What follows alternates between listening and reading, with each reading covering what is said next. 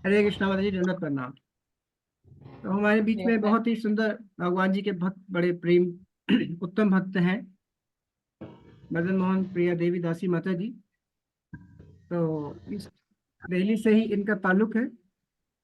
और आप सबको बताता चलूं कि खास तौर पर हमारे गुरु नानक साहब शाही खानदान से इनका मतलब ताल्लुक है, सिखिज्म से।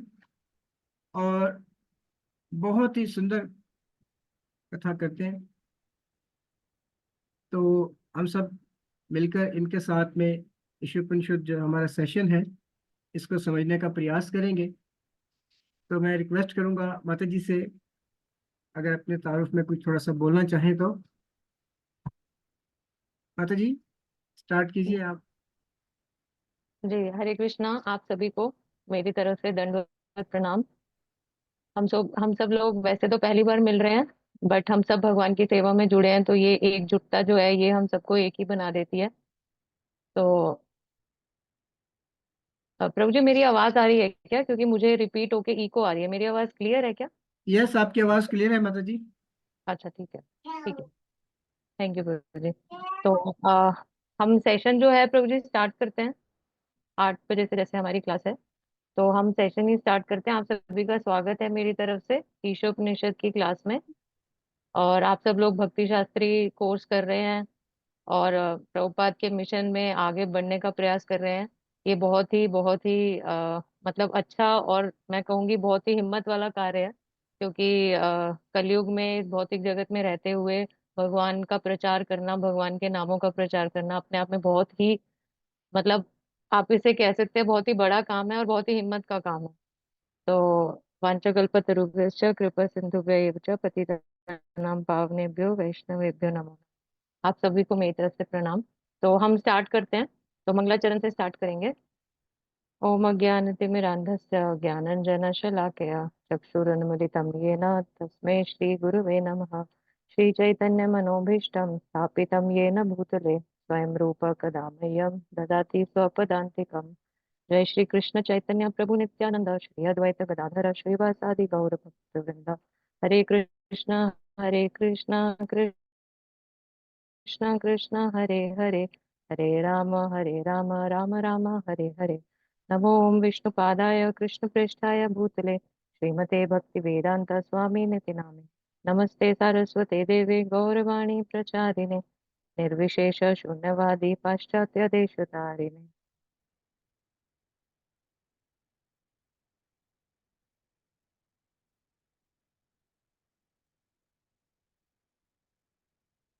तो मैं आप सबसे जानना चाहूंगी कि ईशोपनिषद बुक जो है कितने लोगों के पास है, कितने लोगों के पास हिंदी में है और कितनों के पास इंग्लिश में है। मतलब हम किस बुक से रीड करें, आप सब लोगों को क्या कंफर्टेबल है? क्या हम हिंदी में रीडिंग करें तो सबको ठीक है, कंफर्टेबल है? जी माता जी, हिंदी में सही है। ठीक है।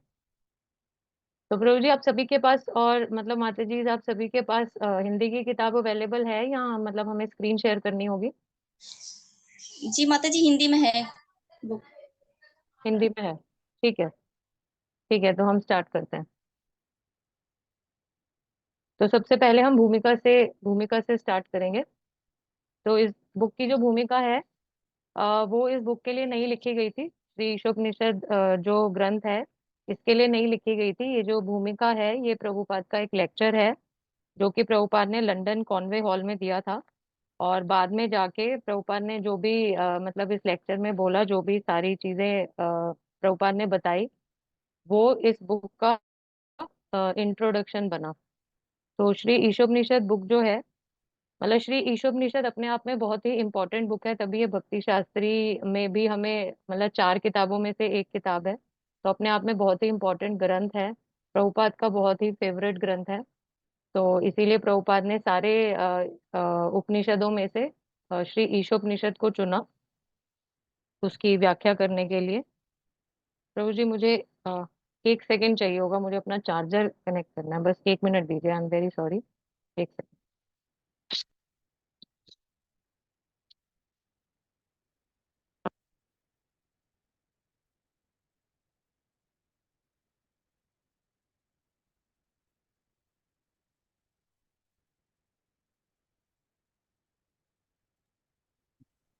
प्रार्थना है अपनी अपनी वीडियोस ऑन रखिएगा, कोशिश करना कि हम लोग अपनी वीडियो ऑन रखेंगे।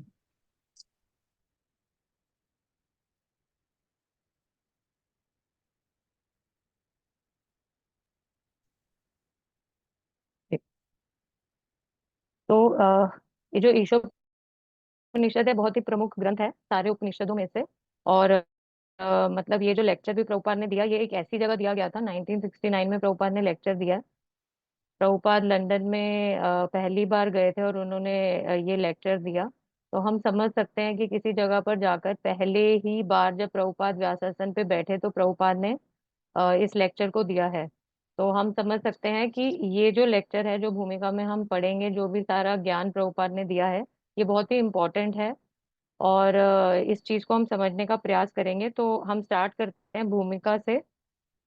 तो मैं थोड़ा सा इंट्रोडक्शन इस बुक का देना चाहती हूँ कि ये जो बुक है, जैसे अगर श्री ईशोपनिषद है, हम अगर इसको डिवाइड करें, मतलब श्री का मतलब होता है शुभ, ईश का मतलब होता है ईश्वर, उप का मतलब है निकट, और निषद का मतलब है ले जाएं। ठीक है, तो जैसे आप लोग देखेंगे, आपकी बुक का जो फर्स्ट पेज है, जो ये वाला पेज है ना, फर्स्ट पेज है, यहाँ पे आप देखिए श्री ईशोपनिषद के बिल्कुल नीचे ही उसकी व्याख्या की गई है, वह ज्ञान जो मनुष्य को पूर्ण पुरुषोत्तम भगवान श्री कृष्ण के निकट लाता है। ठीक है, तो ये मतलब अपने आप में हम टाइटल पढ़ के इतना इंस्पायर हो सकते हैं कि ये एक ऐसा ज्ञान है जो हमें परम पुरुषोत्तम भगवान श्री कृष्ण के निकट लेके जा रहे हैं ना। और हम सब जानते हैं कि हमारे मनुष्य जीवन का जो हमारा गोल है, हमारा जो पर्पस है, वो यही है। ठीक है, तो ये ग्रंथ हमारे लिए अपने आप में बहुत इंपॉर्टेंट है।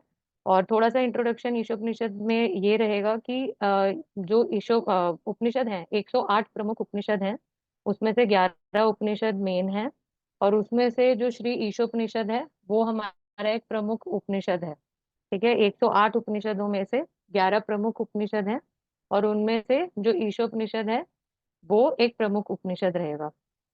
और ये जो ईशोपनिषद है, ये यजुर्वेद का पार्ट है।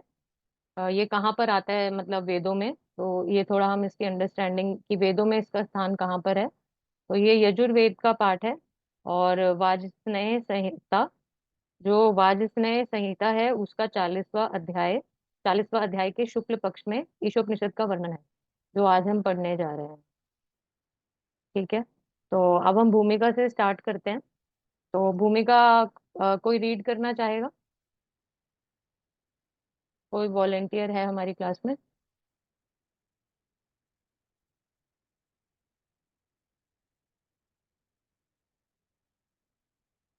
कोई हैंड रेज कर सकते हैं, क्योंकि अगर हम रीड करेंगे तो मतलब हम सबके लिए अच्छा है। प्रभुपाद का दिया हुआ लेक्चर है, प्रभुपाद की वाणी है, हमें जरूर पढ़ना चाहिए। धरती राजपूत माता जी ने हैंड रेज किया है। जी माता जी, आप अनम्यूट करके रीड कर सकते हैं। तो हरे इसके कृष्ण। हम जो है ये जी हम इसे पैराग्राफ बाय पैराग्राफ पढ़ेंगे। ठीक है, जिससे हमें पढ़ना और समझना दोनों ही इजी रहेगा। तो माता जी, आप पहले जो 4 पैराग्राफ है उन्हें पढ़िएगा। इसमें बेसिकली हम क्या क्या समझेंगे कि वेदों की आवश्यकता क्या है, वेदों की हमें जरूरत ही क्यों है। ठीक है, वेदों की क्या जरूरत है और क्यों जरूरत है। जी माता जी, आप स्टार्ट कर सकते हैं, धरती माता जी। जी माता, देवियों तथा स्वजनों, आज का प्रवचन का विषय है वेदों की शिक्षाएं। वेद क्या है? संस्कृत में वेद की मूल धातु हरेश्वर विद प्रभु जी, कर लीजिए। की व्याख्या कई कई प्रकार से की जा सकती है, लेकिन अंततः उद्देश्य एक ही है। वेद का अर्थ है ज्ञान। कोई भी ज्ञान जिसे आप स्वीकार करते हैं वेद है, क्योंकि वेदों की शिक्षाएं मूल ज्ञान है। बद्ध अवस्था में हमारे ज्ञान में अनेक अपूर्णताएं रहती हैं। बद्ध आत्मा तथा मुक्त आत्मा में यही अंतर है कि बद्ध आत्मा में 4 प्रकार के दोष पाए जाते हैं। पहला दोष यह है कि वह त्रुटियां करता ही है। उदाहरण, हमारे देश में महात्मा गांधी अत्यंत महान पुरुष माने जाते थे, लेकिन उन्होंने अनेक त्रुटियां की। यहाँ तक कि अपने जीवन की अंतिम अवस्था में उनके साहित्य उनके सहायक ने उन्हें सावधान किया था, गांधी जी आप नई दिल्ली की सभा में ना जाएं। मेरे कुछ मित्र हैं और मैंने उनसे सुना है कि वह खतरा है, वहां खतरा है, किंतु उन्होंने एक ना सुनी। उन्होंने जाने का हट किया और वे मारे गए। महात्मा गांधी तथा राष्ट्रपति केनेडी जैसे महान व्यक्ति भी ना जाने कितने ऐसे लोग हैं त्रुटियां करते हैं। त्रुटि करना मनुष्य का स्वभाव है, ये बद आत्मा का एक दोष है। माता जी कंटिन्यू करो। जी माता जी कर सकते हैं आप, करिए। दूसरा दोष है भ्रमित होना। ब्रह्म का अर्थ है जो नहीं उसे स्वीकार करना, अर्थात माया। माया का अर्थ है जो नहीं है। प्रत्येक व्यक्ति शरीर को सौ मान बैठता है। यदि मैं आपसे पूछूं कि आप क्या हैं, तो आप कहेंगे मैं मिस्टर जॉन हूँ, मैं धनी व्यक्ति हूँ, मैं ये हूँ, मैं वो हूँ। ये सब देह से संबंधित परिचय है, किंतु आप ये शरीर नहीं है, ये माया है। तीसरा दोष ये है धोखा देने की प्रवृत्ति। प्रत्येक व्यक्ति में दूसरों को ठगने की प्रवृत्ति पाई जाती है। कोई व्यक्ति पहले दर्ज का मूर्ख न क्यों ना हो, किंतु वह भी अत्यंत बुद्धिमान होने का दिखावा करता है। यद्यपि वह पहले कहा जा चुका है कि वह माया में रहता है और त्रुटियां करता है, लेकिन वह तर्क करता है, मैं सोचता हूँ कि ये ऐसा है, वह वैसा है, लेकिन उसे अपनी ही स्थिति का भी ज्ञान नहीं होता। वह दर्शन पर पुस्तकें लिखता है, यद्यपि वह स्वयं दोषी रहता है। यही उसका रोग है, यही धोखाधड़ी है। अंतिम बात यह है कि हमारी इंद्रियां अपूर्ण हैं। हमें अपनी आंखों पर बड़ा गर्व होता है। प्राय कोई व्यक्ति ललकारेगा, क्या तुम मुझे ईश्वर दिखा सकते हो? लेकिन क्या आपके पास ईश्वर का दर्शन करने के लिए आंखें भी हैं? यदि आपके पास आंखें नहीं हैं, तो आप उनके दर्शन कभी नहीं कर सकेंगे। यदि एकाएक हम कमरे में अंधेरा हो जाए, तो आप अपने हाथों को भी नहीं देख सकते। अतएव आपके पास ही क्या है? अतः हम अपनी इन अपूर्ण इंद्रियों से ज्ञान प्राप्त करने की उपेक्षा नहीं कर सकते। बद्ध जीवन में इन दोषों के होते हुए हम किसी को पूर्ण ज्ञान प्रदान नहीं कर सकते, ना ही हम स्वयं पूर्ण हैं। अतएव हम वेदों को यथारूप में स्वीकार करते हैं। हरे कृष्ण। हरे कृष्णा माता जी, थैंक यू। तो माता जी ये जो फर्स्ट पैराग्राफ है इसमें प्रभुपाद बता रहे हैं कि वेदों की आवश्यकता क्या है। बहुत ही सिंपल लैंग्वेज में प्रभुपाद ने बोला वेदों का अर्थ है ज्ञान। जैसा कि अभी हमने ईशोपनिषद के स्टार्टिंग में ही पढ़ा कि ये एक ऐसा ज्ञान है जो मनुष्य को भगवान के पास लेकर जाता है। ठीक है, तो वेद जो है, वेदों का अर्थ भी है ज्ञान। ठीक है, तो अब क्वेश्चन ये आता है कि हमें पता चल गया कि वेद ज्ञान है, बट हमें वेदों से ही क्यों मतलब हमें वेदों से ही क्यों भगवान के बारे में जानना है। तो हम कई बार हमारे को मतलब हमें ये भी लग सकता है कि हम तो इतना सफिशिएंटली समझदार हैं, हम किसी से पूछ लेंगे, किसी से बात कर लेंगे, किसका क्या ओपिनियन है, थोड़ा आपस में डिस्कस करके भी तो हम भगवान के बारे में समझ सकते हैं। बट ऐसा नहीं है। उसका रीजन क्या है कि हम अपनी समझ से भगवान को क्यों नहीं समझ सकते। उसका रीजन प्रभुपाद बता रहे हैं, क्योंकि जो बद्ध अवस्था में जो जीव होता है उसके अंदर चार तरीके के दोष पाए जाते हैं।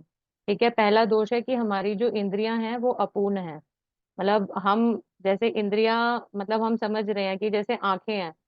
फॉर एग्जाम्पल अगर हम आंखों का एग्जाम्पल लें तो आंख से अगर आप कोई चीज बहुत पास रख के पढ़ने की कोशिश करेंगे तो हम नहीं पढ़ सकते, या कोई चीज हमारी आंखों से बहुत दूर होगी तो हम उसे भी नहीं पढ़ सकते। ठीक है, तो मतलब हमारी जो इंद्रियां हैं वो वह भी अपूर्ण है। ठीक है, जैसे आप कोई एग्जाम्पल, जैसे मानिए कि हमने कुछ मीठा खाया, आपने गुड़ खाया, उसके बाद अगर आप खीर खाएंगे तो आपको उसका स्वाद जो है वो ठीक से आपको पता नहीं लगेगा।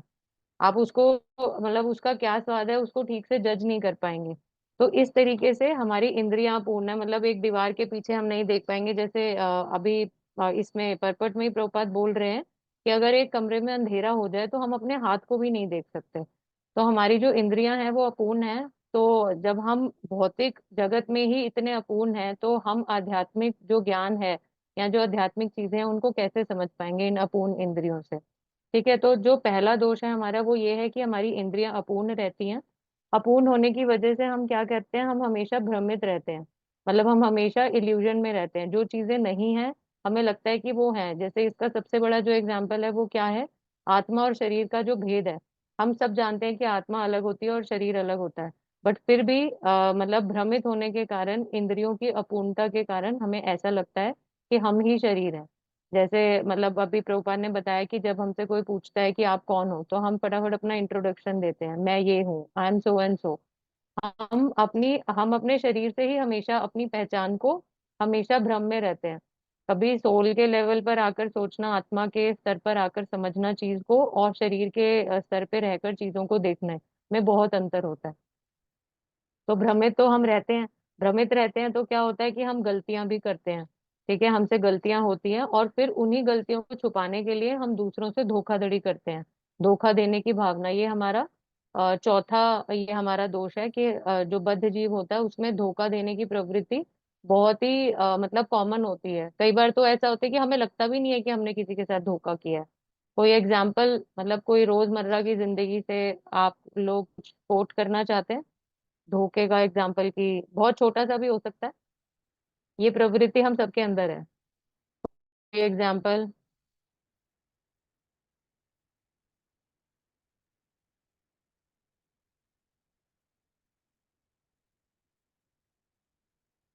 कभी बचपन में रिपोर्ट कार्ड में मतलब जैसे कई बार ग्रेड खराब आते थे तो कभी किसी ने पेरेंट्स के साइन करने की कोई कोशिश करी है, कुछ ट्राई किया है? यहाँ सब अच्छे बच्चे हैं यहाँ पर। आई थिंक किसी ने ट्राई नहीं किया है। ठीक है, बट जनरली जनरली ऐसा हम लोग करते हैं, मैंने किया है। तो इसलिए मैं मतलब आप सब लोगों के सामने कन्फेस कर रही थी। माता जी, धरती माता जी ने लिखा है, लेट होते हैं तो झूठ बोलते हैं। बिल्कुल सही माता जी, बिल्कुल सही। फिर हम बहाना कुछ ना कुछ लगा ही लेते हैं, है ना। और जैसे मतलब कई बार कई बार ऐसा भी होता है, जैसे हम किसी को बोलते हैं कि मैं सिर्फ आप ही के लिए ये चीज कर रही हूँ, सिर्फ आप ही के लिए इस चीज का रेट इतना है, सिर्फ आप ही के लिए, है ना। तो कई बार ऐसी भी चीजें हम बोलते हैं। तो धोखा देने की मतलब हमें ये चीजें हमें आइडेंटिफाई भी नहीं होती, हमें पता भी नहीं लगता कि हम धोखा कर रहे हैं।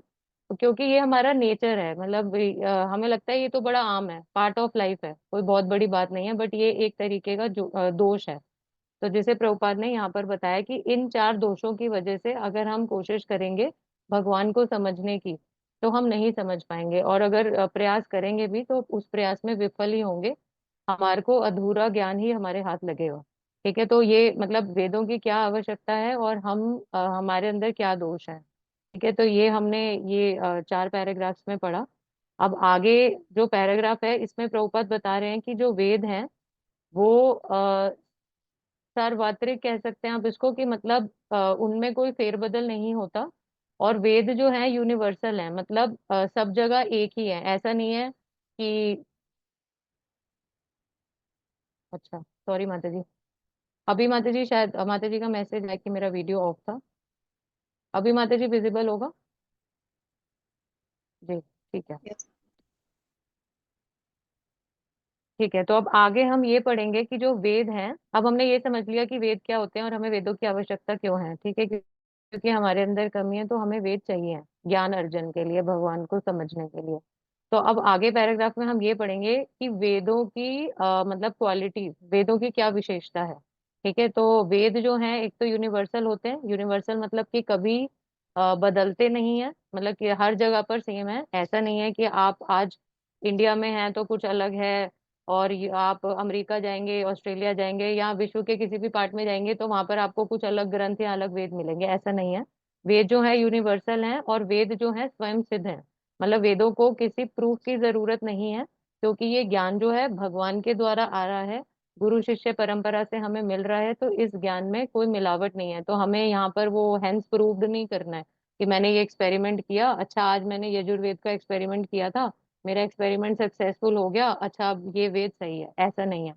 ठीक है, तो वेद जो है वो स्वयं सिद्ध हैं और यूनिवर्सल है। तो ये नेक्स्ट पैराग्राफ कोई रीड करेगा?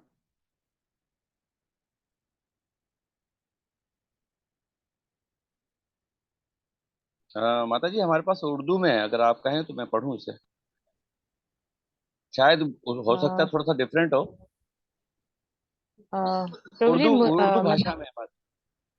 बाकी सबको समझ आएगा आई थिंक, है ना? बाकी सब तो समझ जाएंगे उर्दू। हाँ, ये जितने भी हैं शिक्षक वो सब समझ जाएंगे। ठीक है, ठीक है प्रभु जी, पढ़ सकते हैं, मैं भी सुनूंगी, मेरे लिए फर्स्ट एक्सपीरियंस है, मैं भी सुन लूंगी। आप वेदों को हिंदू कह सकते हैं, लेकिन हिंदू गैर नाम है। हम हिंदू नहीं हैं। हमारी सही शनाख्त वर्ण आश्रम है। वर्ण आश्रम से मतलब है वेदों की पैरोकार, वेदों के पैरोकार, जो इंसानी समाज के वर्ण और आश्रम के 8 दर्जों में कबूल करते हैं। 4 दर्जे समाज के हैं और 4 दर्जे रूहानी जिंदगी के। इसे वर्ण आश्रम कहते हैं। ये भगवत गीता में बयान किया गया है। ये दर्जे हर जगह हैं, क्योंकि ये अ, खुदा ने बनाए हैं, कृष्ण ने बनाए हैं। समाज के दर्जे हैं ब्राह्मण, क्षत्रिय, वैश्य और शूद्र। ब्राह्मण का दर्जा बड़े अक्लमंद लोगों से ताल्लुक रखता है, जो जानते हैं कि ब्राह्मण क्या है। इसी तरह क्षत्रिय नज्म नज्मो नज्म नक्श रखने वालों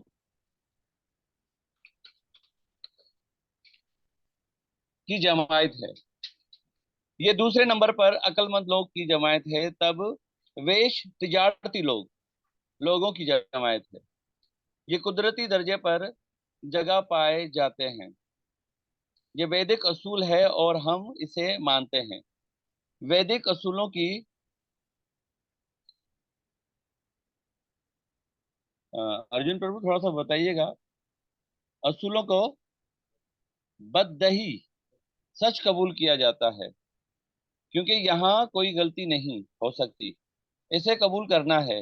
मिसाल के तौर पर भारत में गाय के गोबर को पाक माना जाता है, हालांकि गाय का गोबर जानवरों का पाखाना है। एक जगह आप वैदिक फरमान पाएंगे कि अगर आप पाखाने को छू लेते हैं तो आपको फौरन नहाना पड़ेगा। लेकिन दूसरी जगह ये कहा गया है कि गाय का गोबर पाक है। अगर आप गंदी जगह पर गाय के गोबर को मलते हैं तो वो जगह पाक हो जाती है। हम अपने मामूली हवास के साथ बहस कर सकते हैं कि ये मतजाद है। हकीकत में मामूली नुक्ता नजर से ये मतजाद है, लेकिन ये झूठ नहीं है, ये हकीकत है। कलकत्ता में एक बड़े मशहूर साइंसदान और डॉक्टर ने गाय के गोबर का तजुर्बा किया है, और ये पाया है कि उसमें तमाम जरासीम कशिश कदरें हैं, यानी जरासीम को खत्म करने वाली चीजें मौजूद हैं। भारत में एक आदमी अगर दूसरे को बताता है तो तुम इसे जरूर करो, दूसरा आदमी कहेगा तुम्हारा क्या मतलब है? क्या ये वैदिक फरमान है? मुझे तुम्हारी बात बगैर किसी दलील मानी है। निकुंज लीला वैदिक बोल लीजिए। फरमानों की तशरीह नहीं की जा सकती। बिलाखिर अगर आप गौर से मुतल्ला करोगे तो ये फरमान क्यों हैं, आप पाएंगे कि ये सब सही है। माता जी और पढ़ें आगे। जी प्रभु जी, इतना ही। हरे कृष्ण। हरे कृष्ण जी। तो इसमें जैसे हमने पढ़ा कि मतलब लोग ऐसा कहते हैं जनरली, आप सबने भी सुना होगा कि जो वेद हैं वो हिंदुओं का ग्रंथ है ना? बट यहाँ पर प्रभुपाद बता रहे हैं कि ना तो हम हिंदू हैं और ना वेद ही हिंदू हैं। हमारी जो पहचान है, हम सनातन धर्मी हैं, सनातन धर्म को फॉलो करते हैं। और हमारी जो पहचान है वो वर्णाश्रम है, मतलब कि 4 वर्ण और 4 आश्रमों में भगवान ने समाज को डिवाइड किया है। तो जो 4 आश्रम हैं आप सभी को पता होंगे। ठीक। तो ब्रह्मचारी, गृहस्थ, वानप्रस्थ और संन्यास आश्रम, ठीक है, 4 आश्रम। और जो 4 वर्ण है, ब्राह्मण, क्षत्रिय, वैश्य और शूद्र। तो इस तरीके से समाज का विभाजन किया गया है। तो ये एक एग्जाम्पल प्रभुपाद ने दिया है, मतलब प्रभुपाद एक उदाहरण के तौर पर बता रहे हैं कि ये जो ज्ञान है ये आपको वेदों में वर्णाश्रम का मतलब आप कह सकते हैं कि उसका आपको वर्णन मिलेगा। ठीक है, तो और ये जो वर्णाश्रम सिस्टम है ये यूनिवर्सल है, ऐसा नहीं है कि कभी बदलेगा या कहीं कुछ और है और कहीं कुछ और है। तो जो अभी हमने पढ़ा था कि जो वेद हैं वो यूनिवर्सल हैं, वो हमेशा सेम रहते हैं, हर जगह सेम है। ठीक है, हर जगह उनके अंदर कोई चेंज नहीं आता। तो ये उसका एग्जाम्पल दिया। और दूसरा हमने पढ़ा था कि जो वेद हैं वो स्वयं सिद्ध होते हैं। कोई बोले 1+1 2 कैसे होता है, आप इसे प्रूव करिए, तो इसका कोई प्रूफ नहीं है ना। तो हम ये नहीं कह सकते, ये चीज यूनिवर्सल है और ये चीज अपने आप में सिद्ध है। तो इसी तरीके से जो वेद हैं वह भी स्वयं सिद्ध हैं। जैसे कि इसका एग्जाम्पल प्रभुपाद यहाँ दे रहे हैं गोबर का, कि जो गोबर है वो मतलब बहुत ही शुद्ध माना जाता है, अदरवाइज नहीं तो मतलब मल त्याग करने के बाद भी हमें स्नान करना होता है, हम अपवित्र हो जाते हैं। और ये जो गोबर है वो भी एक तरीके से गाय का मल ही है। तो पर ये जो गाय का गोबर है ये हम जब हवन करते हैं, यज्ञ करते हैं, इवन भगवान का अभिषेक भी करते हैं, तो उसमें हम गोबर का प्रयोग करते हैं। किसी जगह को अगर कोई अपवित्र जगह है वहां पर आप गोबर गोबर का लेप कर देंगे तो वो जगह को शुद्ध माना जाता है। तो मतलब एक पशु का जो मल है वो भी इतना शुद्ध है।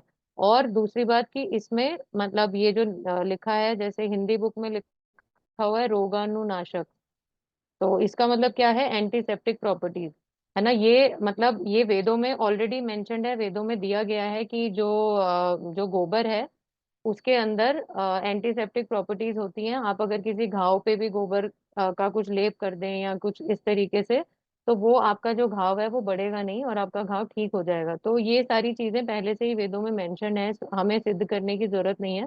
बट फिर भी जो लास्ट लाइन है वहां प्रभुपाद ने लिखा है कि कलकत्ता के एक प्रमुख वैज्ञानिक और डॉक्टर ने उसका टेस्ट किया था और उनको भी जो रिजल्ट है वो सेम ही निकल के आया। उन्होंने अपना एक्सपेरिमेंट करके रिजल्ट करके यही बताया कि जो वेदों में लिखा है वो सही है, गोबर के अंदर एंटीसेप्टिक प्रॉपर्टीज होती हैं।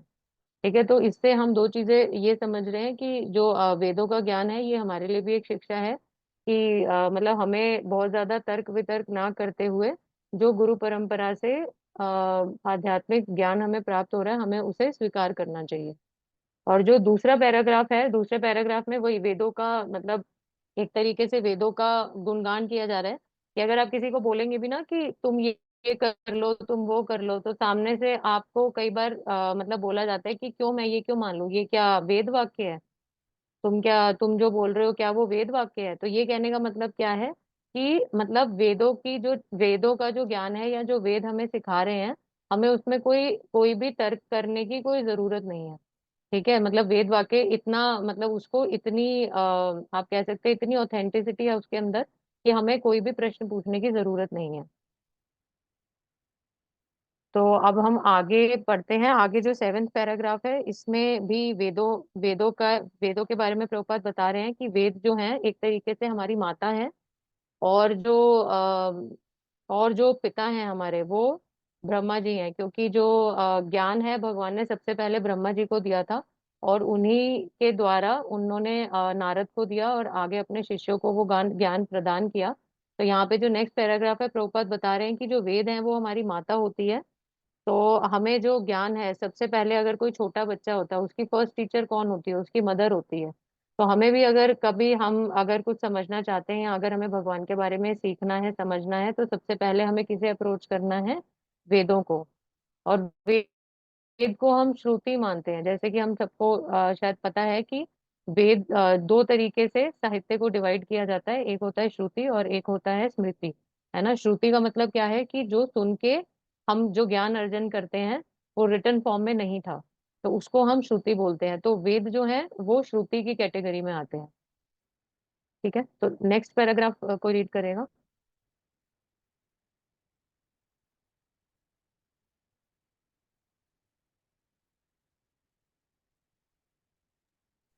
हरे कृष्णा। वेद इंसानी हरे इल्म की ताकत बने हैं। हरे कृष्णा। वैदिक इल्म रूहानी दुनिया से आया है। भगवान कृष्ण से वेदों का दूसरा नाम श्रुति है। श्रुति उस इल्म से मुतलिक है जो सुनकर हासिल किया गया है। ये तजुर्बाती इल्म कहे हैं। श्रुति को माँ की मानद समझा जाता है। हम अपनी माँ से कितना इल्म हासिल करते हैं। मिसाल के तौर पर, अगर तुम जानना चाहो तुम्हारा बाप कौन है, तुम्हें कौन बता सकता है? तुम्हारी माँ। अगर माँ कहती है ये तुम्हारा बाप है, तुम्हें उसे मानना पड़ेगा। इस मालूमात करने के लिए क्या कि आया वो तुम्हारा बाप है, ये तजुर्बा करना मुमकिन नहीं। इसी तरह अगर तुम अपने तजुर्बाती इल्म से, अपने हवास की हरकत से और अपने तजर्बे से बेहद कुछ जानना चाहते हो, तब तुमको वेदों को कबूल करना पड़ेगा। तजुर्बा करने का कोई सवाल नहीं है, इसका तजुर्बा पहले ही हो चुका है। ये पहले ही फैसला कन है कि ये बात मिसाल के तौर पर सच माननी पड़ेगी। कोई दूसरा रास्ता नहीं है। वेदों को माँ माना जाता है और ब्रह्मा को दादा कहा जाता है। और माता जी पढ़ो। जी पेशु बाप, क्योंकि उन्होंने सबसे पहले वैदिक इल्म सिखाया। शुरू में पहले जिंदा मखलूक ब्रह्मा थे। उन्होंने वैदिक इल्म हासिल किया और नारद और दूसरे शागिर्दों और बेटों को दिया। उन्होंने फिर अपने शागिर्दों को सिखाया। इस तरह शागिर्दाना जानशीन से सिलसिला दर सिलसिला ये इल्म चला आया। भगवद गीता में भी इसकी तस्दीक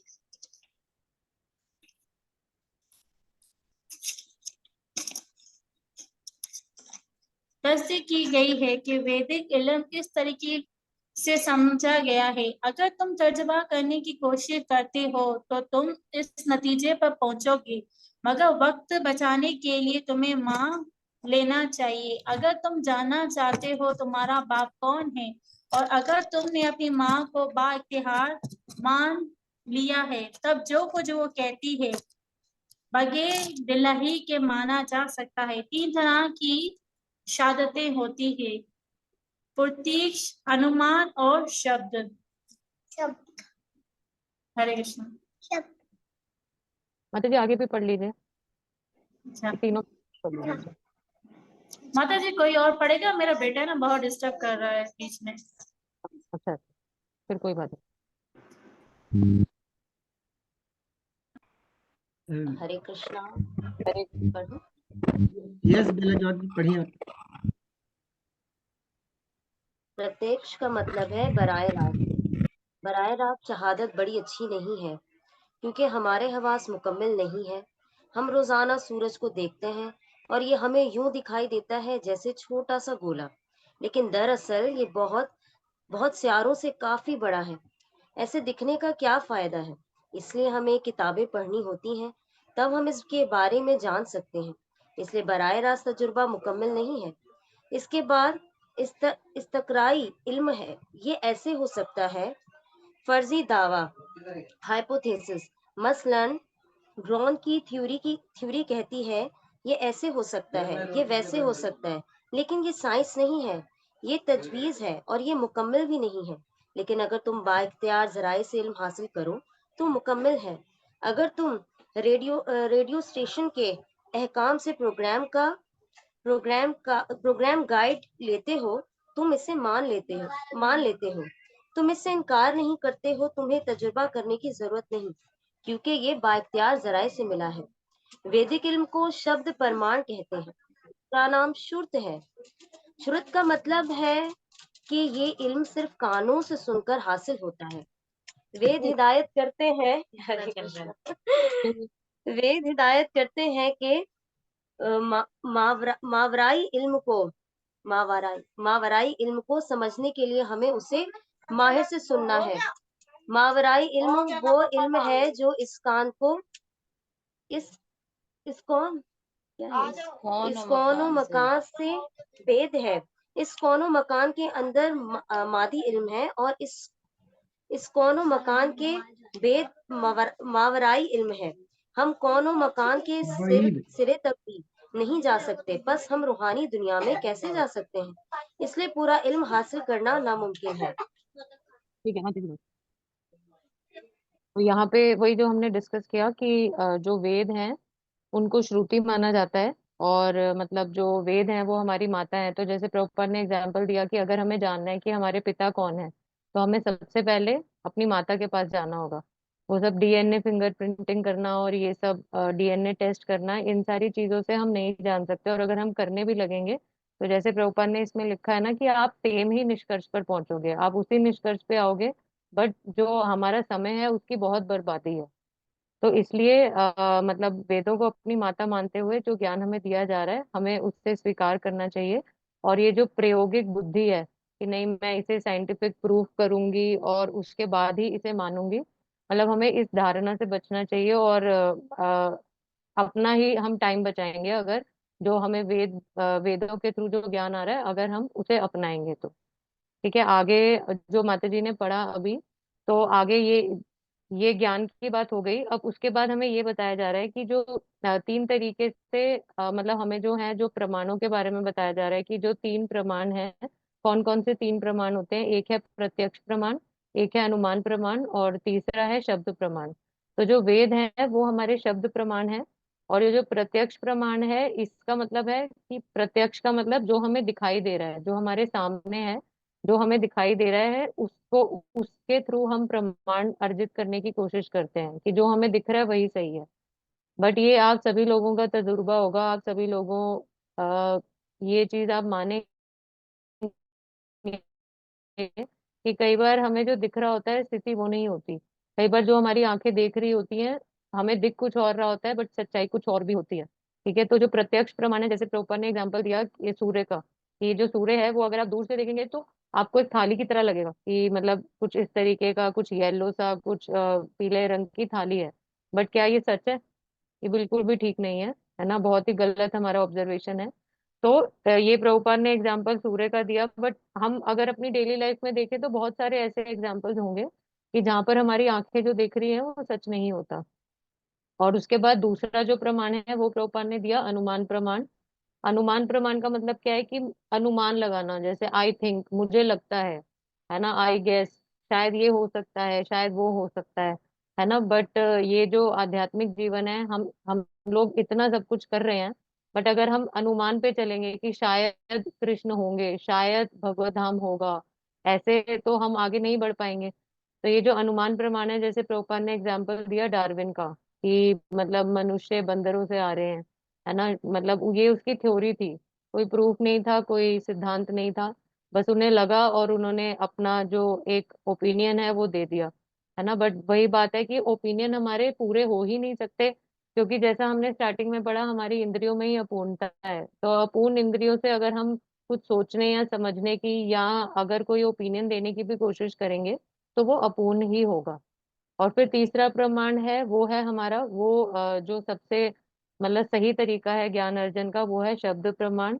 जैसा कि ये जो लास्ट पैराग्राफ है इसमें प्रभुपाद बता रहे हैं कि जो वैदिक ज्ञान है उसको शब्द प्रमाण कहा जाता है ना। मतलब वो आपको पता है कि किसी आधिकारिक व्यक्ति द्वारा आ रहा है। जैसे रेडियो स्टेशन का एग्जाम्पल प्रभुपाद दे रहे हैं कि अगर कोई रेडियो स्टेशन है, वहां से आपके पास मतलब कोई लिस्ट आ रही है कि आज 8 बजे ये वाला प्रोग्राम आएगा, 9 बजे ये प्रोग्राम आएगा, 10 बजे, तो आप उसे मानेंगे ना, क्योंकि आपको पता है कि वो किसी आधिकारिक व्यक्ति द्वारा आपके पास आ रहा है। किसी ने आपको ये नहीं बोला शायद होगा या हो सकता है ऐसा हो, है ना। तो दोनों चीजों में फर्क है। तो ये जो शब्द प्रमाण है ये इसलिए प्रामाणिक है क्योंकि ये हमें गुरु शिष्य परंपरा द्वारा प्राप्त होता है। हमें पता है कि ये मतलब स्टेप बाय स्टेप हमारे पास आ रहा है और इसमें कोई मिलावट नहीं है। ठीक है, तो शब्द प्रमाण का एग्जाम्पल है हमारे वेद, और जो भी शास्त्र हमारे पास अवेलेबल है वो सारे शब्द प्रमाण का मतलब एग्जाम्पल रहेंगे। अब जो आगे पैराग्राफ हम रीड करेंगे उसमें ये बताया गया है कि जो पूर्ण पुरुषोत्तम भगवान है उनको मतलब चाहे बहुत अलग अलग तरीके के अध्यात्मवादी आपको मिलेंगे समाज में, हर तरीके के लोग होते हैं, हर कोई गौड़ीय वैष्णव नहीं होता। ठीक है, तो हमारे ही समाज में निर्विशेषवादी भी हैं और मतलब बाकी भी और क्लासेस हैं।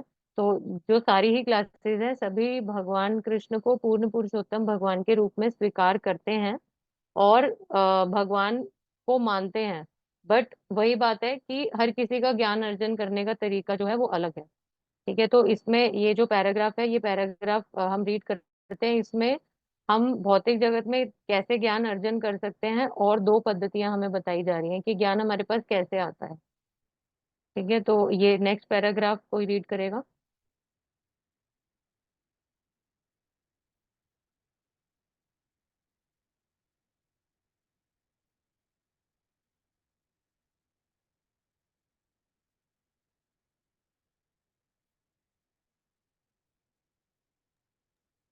हरे कृष्णा। एक रूहानी आसमान है,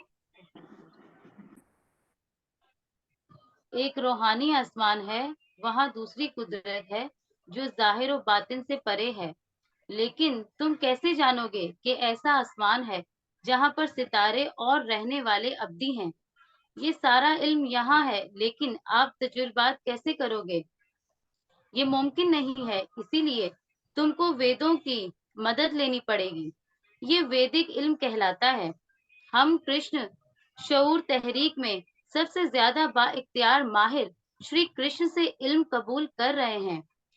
तमाम जमायतों के लोगों ने श्री कृष्ण को सबसे ज्यादा बाइख्तियार माना है। मैं पहले मवारी की 2 जमायतों के बारे में बोल रहा हूँ। मवारी की एक जमायत को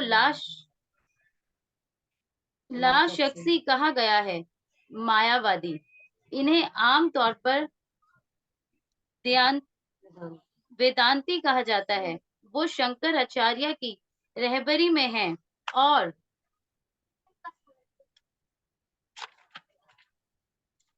दूसरी मारवाई जमायत को वैष्णवी कहते हैं, जैसे रामानुज आचार्य, माधव आचार्य और विष्णु स्वामी। दोनों शंकर संप्रदाय और वैष्णव संप्रदाय ने श्री कृष्ण को अजीम उलशान शख्सियत खुदाए बरतर माना है। शंकराचार्य ला शख्सी ख्याल कहा जाता है, जो ला शख्सियत का सबक सिखाता है।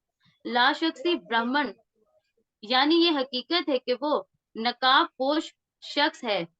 भगवत गीता की अपनी तफसीर में उसे लिखा है, नारायण जो अजीम उल शान शख्सियत खुदाए बरतर हैं, इस निजाम कायनात के मुजाहिरे से परे हैं। और फिर उसने तायद की है कि अजीम उल शान शख्सियत खुदाए बरतर नारायण श्री कृष्ण हैं। वो वसुदेव और देवकी के बेटे बनकर आए। उसने खास तौर पर उनके माँ बाप के नामों का जिक्र किया है। इसलिए श्री कृष्ण को तमाम मवराइत पसंदों ने अजीमुल शान शख्सियत खुदाए बरतर माना है। इसमें कोई शक नहीं है। कृष्ण शऊर में हमारे इल्म का मबना बराह रास्त श्री कृष्ण भगवत गीता में है। हमने भगवत गीता असली सूरत में नशर की है, क्योंकि हम श्री कृष्ण को जैसे वो बोल रहे हैं बगैर किसी तशरीह के कबूल करते हैं। ये वैदिक इल्म है। क्योंकि वैदिक इल्म पाक है, हम इसे कबूल करते हैं। जो कुछ श्री कृष्ण कहते हैं हम उसे मानते हैं। ये ही कृष्ण शऊर है। इससे बड़ा वक्त बचता है। अगर तुम सही इख्तियार या इल्म के मबना को मानते हो, तब तुम बहुत वक्त बचाते हो। मिसाल के तौर पर मादी दुनिया में इल्म के 2 तरीके हैं, इस्तरखाजी और इस्तरकराई, इंडक्टिव। इस्तरखाजी के तरीके से तुम मानते हो कि इंसान फानी है। तुम्हारा बाप कहता है इंसान फानी है। तुम्हारी बहन कहती है इंसान फानी है। हर कोई कहता है इंसान फानी है, लेकिन तुम तजुर्बा नहीं करते हो। तुम इसे हकीकत मान लेते हो कि इंसान फानी है। अगर तुम इसे खोज करके मालूम करना चाहते हो कि इंसान फानी है, तुम्हें हर इंसान का मुताला करना पड़ेगा और ये सोच सकते हो कि कोई ऐसा आदमी भी हो सकता है जो फानी नहीं है, लेकिन तुमने अभी तक उसे नहीं देखा है। इसलिए इस तरीके से तुम्हारी तहकीक कभी खत्म नहीं होगी। ये सिलसिला संस्कृत में अरूह कहलाता है। फोकियत का सिलसिला। अगर तुम किसी ज्यादा कोशिश से अपने नामुकम्मल हवास से काम लेकर सही इल्म हासिल करना चाहते हो, तुम कभी भी सही नतीजे पर नहीं पहुंच पाओगे। ये मुमकिन नहीं है। ब्रह्म संहिता में बयान है।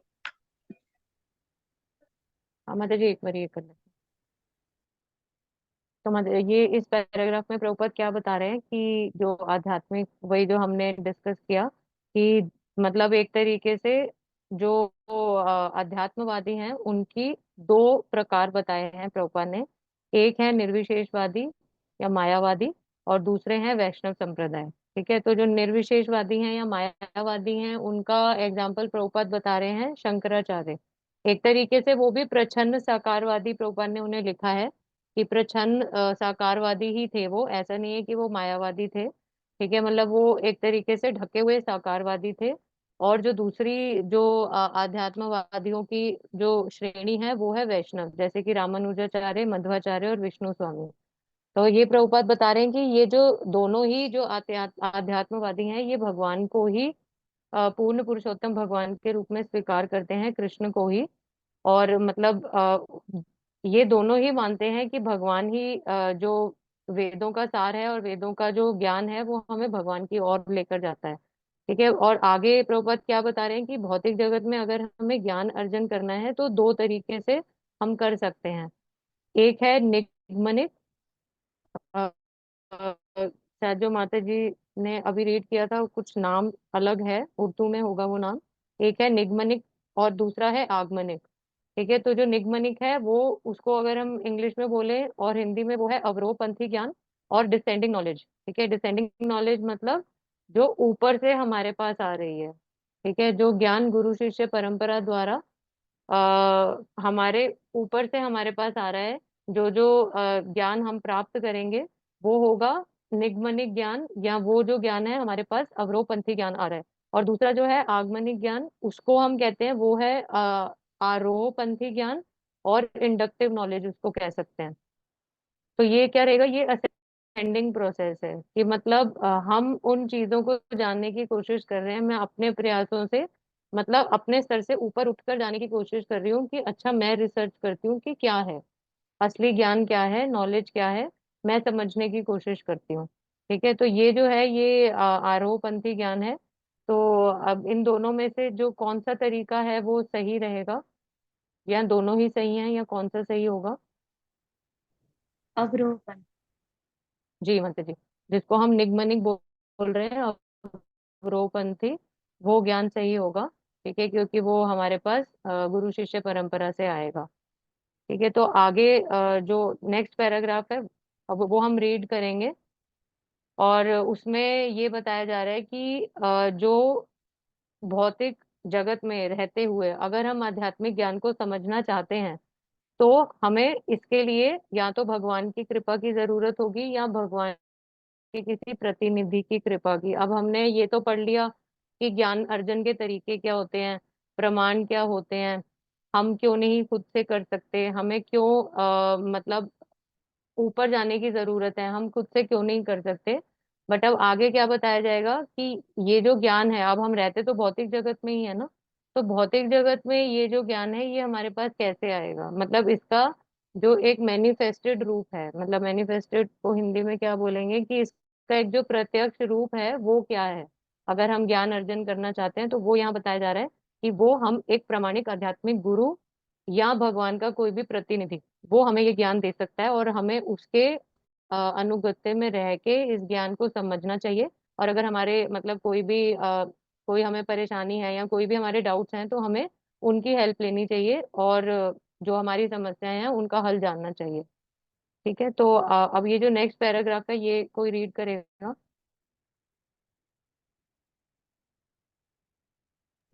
हरे कृष्णा।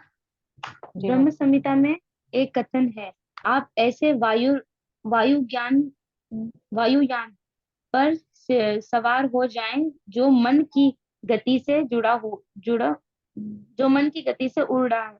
वो हमारे भौतिक वायुयान 2000 मील प्रति घंटे की गति से उड़ सकते हैं, लेकिन मन की क्या गति है?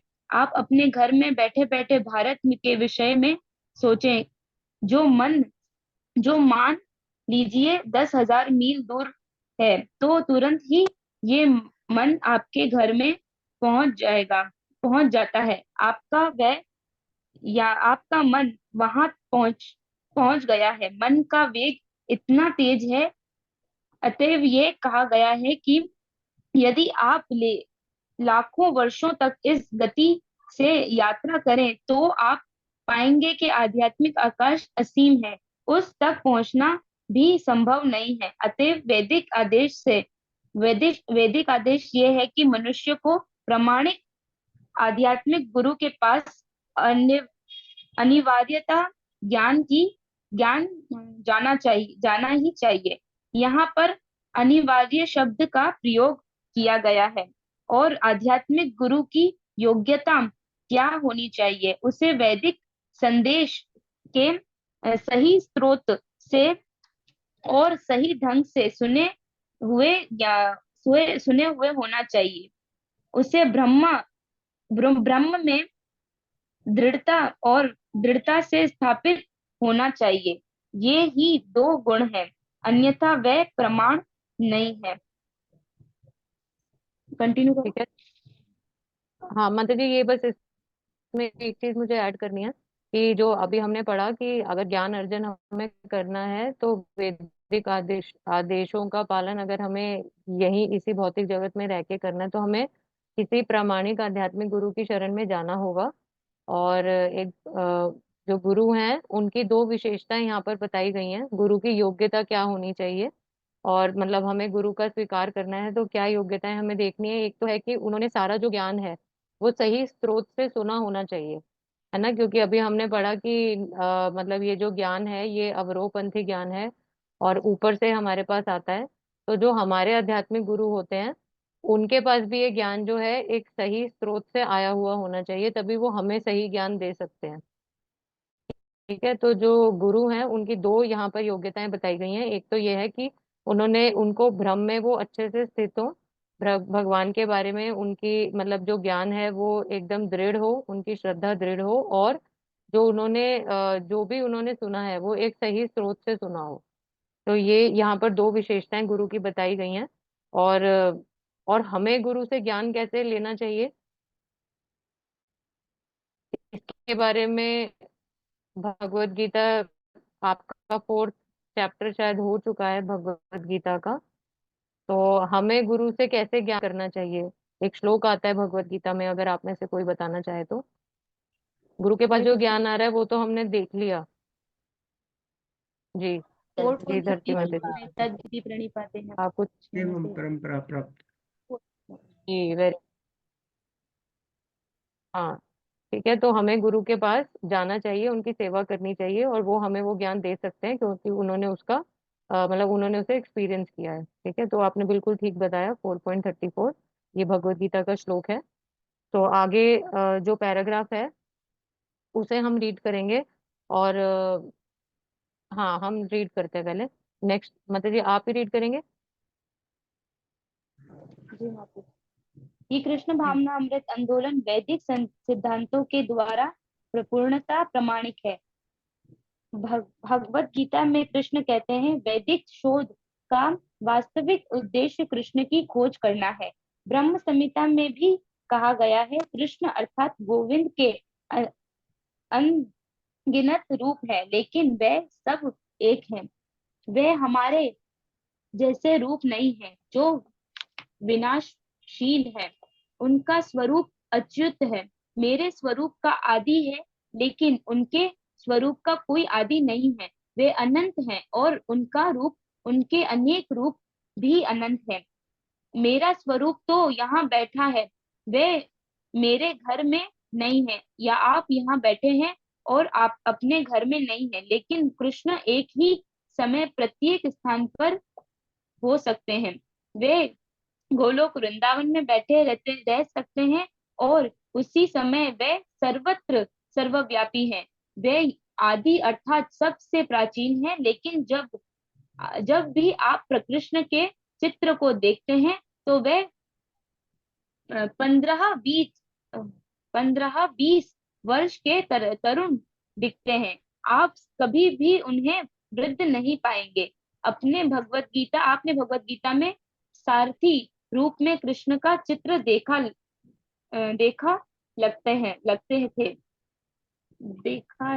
है।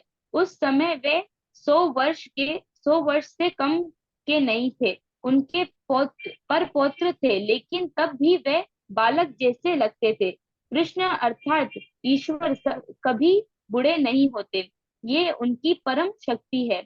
और यदि आप वैदिक साहित्य का अध्ययन करके कृष्ण की खोज करना चाहते हैं तो आप भ्रमित हो जाएंगे। एक ऐसा करना संभव हो सकता है, लेकिन लेकिन है अत्यंत कठिन। लेकिन आप अपने उनके भक्त से उनके विषय में आसानी से जान सकते हैं। उनका भक्त उन्हें आपको दे सकता है। ये रहे वे, उन्हें ग्रहण करो। ये है कृष्ण के भक्तों की शिक्षा। शक्ति। हाँ, तो इसमें क्या बताया कि वही जो हमने गुरु के बारे में पढ़ा और भगवान के भक्तों का ग्लोरिफिकेशन, कि भगवान के भक्त में इतनी स्ट्रेंथ होती है। जैसे प्रभुपाद बता रहे हैं कि अगर आप वैदिक शोधों के हिसाब से जाओगे और भगवान को समझने की कोशिश करोगे तो ये एक तरीके से बहुत ही मुश्किल है। जैसे यहाँ पर बताया जा रहा है कि भगवान मतलब जो डिफरेंस प्रभुपाद ने बताया कि एक तो भगवान का जैसे हमेशा 15-20 वर्ष के हैं, हमेशा तरुण दिखते हैं, उनकी एज बढ़ती भी है बट नहीं भी बढ़ती। उनके पड़पौत्र भी थे बट तब भी भगवान बूढ़े नहीं लगते थे। तो मतलब ये सारी चीजें कुछ इस तरीके की हैं कि अगर हम अपने बुद्धि से समझने की कोशिश करेंगे तो हमारे लिए समझना बहुत ही डिफिकल्ट है। और हम कंफ्यूज होके बहुत सारी चीजों में उलझ जाएंगे, अपना भी समय की बर्बादी करेंगे, और जो भ्रमित होंगे आध्यात्मिक पथ पर वो अलग। तो यहाँ पर प्रभुपाद हमें ये बोल रहे हैं कि हमें ये सारे जो चीजें हैं उनको क्या करना चाहिए। जैसे लास्ट लाइन में प्रभुपाद बोल रहे हैं कि भगवान के जो कोई भक्त हैं, जैसे कि आप आध्यात्मिक गुरु हो गए या हमारे वरिष्ठ वैष्णव हो गए, वो हमें हेल्प कर सकते हैं और वो भगवान को बहुत इजीली हमें दे सकते हैं, क्योंकि उन्होंने उस ज्ञान को समझा है, उस चीज को एक्सपीरियंस किया है। तो अगर वो हमें वो चीज दे रहे हैं तो हमें उसे स्वीकार करना चाहिए, बजाय कि खुद से उस चीज को प्राप्त करने के। ठीक है, तो यहाँ पर जैसे प्रभुपाद ने बताया बहुत ही इजी है कृष्ण को जानना, और कृष्ण के भक्तों में बहुत शक्ति होती है। तो अगर कोई आपको ऐसा भक्त मिलता है जो आपको भगवान को दे रहा है तो उसे फटाफट स्वीकार कर लीजिए। तो ये ज्यादा इजी भी है और बहुत अच्छा प्रोसेस है। ठीक है, और जो नेक्स्ट पैराग्राफ है उसमें हम पढ़ेंगे कि जो वेद मतलब वेदों का हिस्ट्री क्या है, क्योंकि हमने शायद ये पहले डिस्कस नहीं किया, बट इनिशियली मतलब सबसे प्रारंभिक अवस्था में सिर्फ एक ही वेद था। बट जैसे कलयुग स्टार्ट हुआ और द्वापर युग के अंत में जो व्यासदेव थे उन्होंने वेदों को 4 श्रेणियों में डिवाइड किया। वेदों को 4 भागों में उन्होंने डिवाइड कर दिया, ये सोचकर, और उसे लिपिबद्ध किया, एक तरीके से रिटर्न फॉर्म दिया। क्योंकि उससे पहले वेद श्रुति थे, तो वेद जो है वो लिखित फॉर्म में नहीं थे। और ये जो ज्ञान था, जब व्यासदेव को लगा कि जैसे कलयुग के लोग हैं, हम पढ़ते ही हैं कि हमारा भी काफी ग्लोरिफिकेशन आता है भागवतम में, कि हम लोगों का जो मतलब मंद बुद्धि है और हमारी अल्प आयु भी है, तो बहुत सारी चीजों की कमी है हमारे समझने में, देखने में चीजों को। वो मतलब उतना एफिशिएंसी नहीं है। तो व्यासदेव को लगा कि कलयुग के जीव कैसे वेदों का अध्ययन कर पाएंगे, कैसे भगवान को समझ सकेंगे। तो इसलिए उन्होंने वेदों को पहले तो 4 पार्ट्स में डिवाइड किया ताकि अच्छे से स्टडी कर सके हर कोई, और फिर उसे लिपिबद्ध किया, रिटन फॉर्म दिया। और इसी तरीके से जो इतिहास था, रामायण महाभारत, वो भी उन्होंने लिखा। मतलब जो स्त्री जाति है, शूद्र है, और जो मतलब आप कह सकते हैं द्विज बंधु, उनके लिए उन्होंने इतिहास रामायण और महाभारत की रचना की। ठीक है, तो अब ये जो नेक्स्ट पैराग्राफ है इसमें एक बारी हम इसको रीड कर लेते हैं। इसमें कुछ 2-3 पॉइंट्स है जो इम्पोर्टेंट है। तो अब कौन रीड करेगा? मैं पढ़ूं माता जी?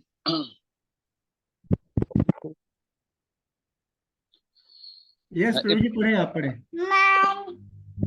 इब्तदा में सिर्फ एक वेद था और उसे पढ़ने की जरूरत नहीं थी।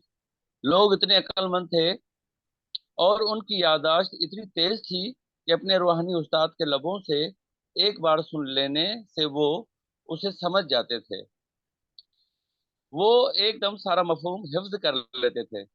लेकिन 5000 साल हुए, व्यासदेव ने कलयुग इस अहद के लोगों के लिए वेदों को लिखा। वो जानता था कि अंजामकारों लोगों की जिंदगी कम होगी, उनकी याददाश्त बड़ी थोड़ी होगी और उनकी अकल भी इतनी तेज नहीं रहेगी। इसलिए मुझे वैदिक इल्म की तालीम लिख कर देने दो। उन्होंने वेदों को 4 में तकसीम कर दिया: ऋग्वेद, ऋग्वेद, साम, अथुर और यजुर्वेद। तब उसने इन वेदों को अपने मुख्तलिफ शागिर्दों की जिम्मेदारी में दे दिया। तब उसने कम अकलमंद लोगों की जमायत के मुतालिक सोचा। अ, क्षत्रिय, शूद्र और द्विज बंध। उसने औरतों की जमायत और शूद्र जमायत यानी मजदूरों का तबका और द्विज बंध का ख्याल किया। द्विज बंध का मतलब है वो लोग हैं जो ऊंचे खानदान में पैदा हुए और जिन्होंने पूरी तरह से काबिलियत हासिल न की। जो आदमी ब्राह्मण के घर में पैदा हुआ हो लेकिन ब्राह्मण बनने के काबिल न हो, वो द्विज बंध कहलाता है। ऐसे लोगों के लिए उसने महाभारत, जो भारत की तारीख कहलाती है, और 18 पुराण मर्तब किए। ये सारा वैदिक अदब है। पुराण, महाभारत, 4 वेद और उपनिषदें उपनिषदें वेदों का हिस्सा हैं। तब व्यास देव ने तमाम वैदिक इल्म का आलिमों और फिलोसोफरों के लिए, जिसे वेदांत सूत्र कहते हैं, उसमें खुलासा किया। ये वेदों का आखिरी लफ्ज है। व्यास देव ने खुद वेदांत सूत्र अपने गुरु महाराज रूहानी उस्ताद नारद की हिदायत के तहत लिखा, लेकिन फिर भी उसकी तसल्ली नहीं हुई। ये एक लंबी कहानी है जो श्रीमद् भागवतम में बयान है। व्यास व्यास देव को बहुत से पुराण, उपनिषद और वेदांत सूत्र मर्तब करने के बाद भी ज्यादा तसल्ली नहीं हुई। तब उन्होंने रूहानी गुरु नारद ने उसे हिदायत की कि तुम वेदांत की तशरीह करो। वेदांत का मतलब है आखिरी इल्म, और आखिरी इल्म श्री कृष्ण है। श्री कृष्ण कहते हैं कि तमाम वेदों में श्री कृष्ण को समझना होगा।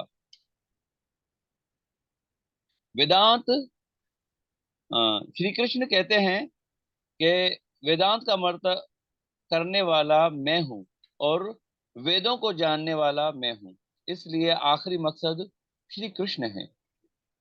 वेदांत फलसफा पर तमाम वैष्णव तबसरों में ये तशरीह की गई है कि हमारा गौड़ीय वैष्णव का वेदांत फलसफा पर अपना तबसरा है।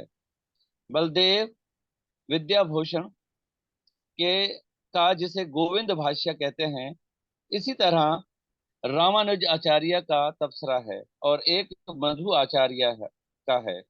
शंकराचार्य का बयान ही सिर्फ तबसरा नहीं है, और भी बहुत से वेदांत पर तबसरे हैं, क्योंकि वैष्णवों ने पहला वेदांत का तबसरा पेश नहीं किया था। लोग इस गलत तस्वर में हैं कि वेदांत पर सिर्फ शंकराचार्य का ही तबसरा है। इसके अलावा व्यास देव ने खुद वेदांत पर कामिल तबसरा लिखा है। श्रीमद् भागवतम भी वेदांत सूत्र के पहले अल्फाज से शुरू होता है। जन्म जन्माद्य आस्ययता, और इस जन्माद्य आस्ययता की श्रीमद् भागवतम में पूरी तरह तशरीह की गई है। वेदांत सूत्र महज इशारा करता है कि ब्राह्मण मुतल्लक सच क्या है। ब्राह्मण के मुतल्लिक सच क्या है? मुतल्लिक सच द है कि जिसमें हर शे का ज़हूर हुआ है, ये खुलासा है। लेकिन श्रीमद् भागवतम में इसकी वाज़ा तशरीह की गई है। अगर हर एक शे मुतल्लिक सच में से जाहिर हो रही है तो उसकी फितरत क्या है, ये श्रीमद् भागवतम में तशरीह की गई है। मुतल्लिक सच जरूर शऊर है, वो खुद ब खुद दरख्शंदा है। हम दूसरों से इल्म सीखकर अपने इल्म और शऊर में तरक्की पाते हैं, लेकिन उसके लिए ये कहा गया है कि वो खुद दरख्शंदा है। वैदिक इल्म का तमाम खुलासा वेदांत सूत्र है, और वेदांत सूत्र की तशरीह मुसन्निफ ने खुद ही श्रीमद् भागवतम में दी है। आखिर में हम उनसे जो वाकई वैदिक इल्म की तलाश में हैं इल्तिजा करते हैं कि तमाम वैदिक इल्म की तशरीह श्रीमद् भागवतम और भगवत गीता से समझने की कोशिश करें। हरे कृष्ण।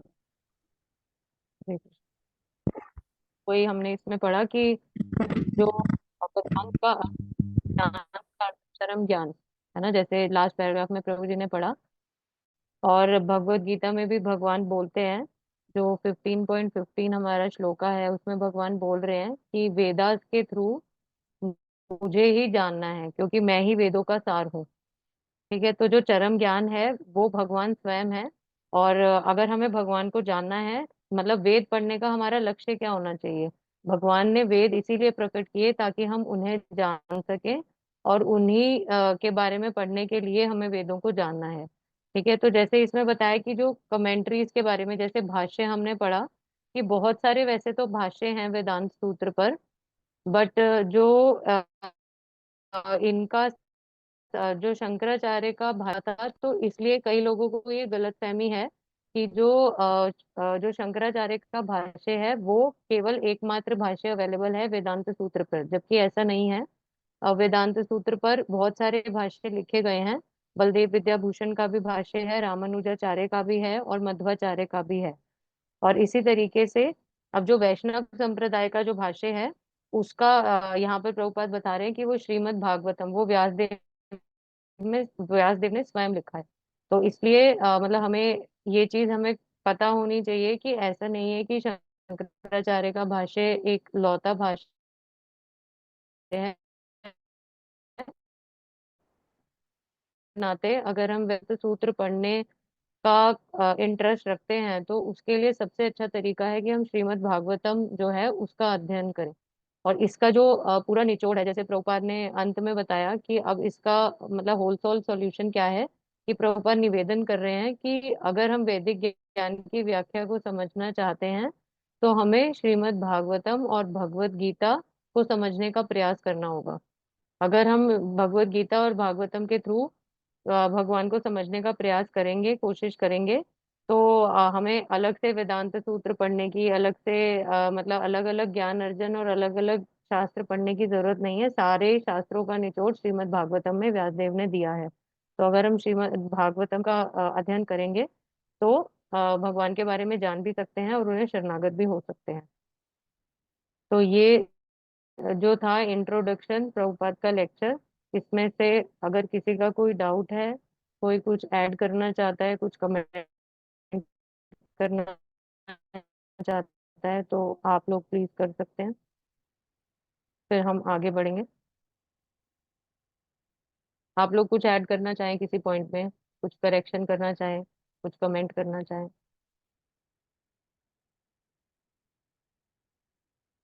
हरे कृष्णा माता जी।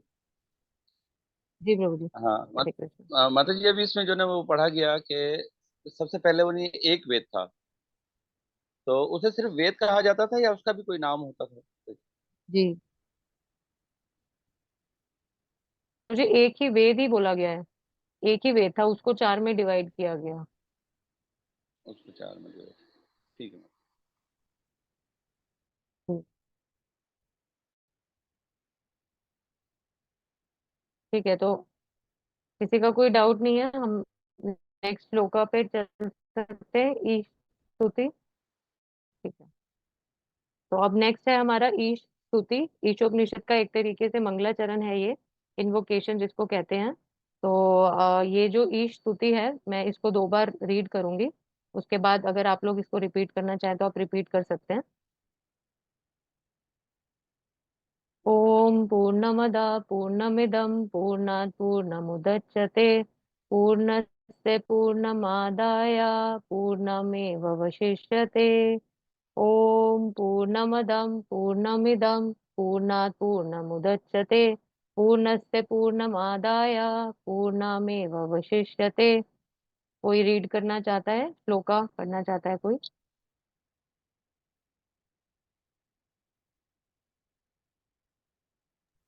रामेश्वर प्रभु जी ने हैंड रेज किया। जी प्रभु जी।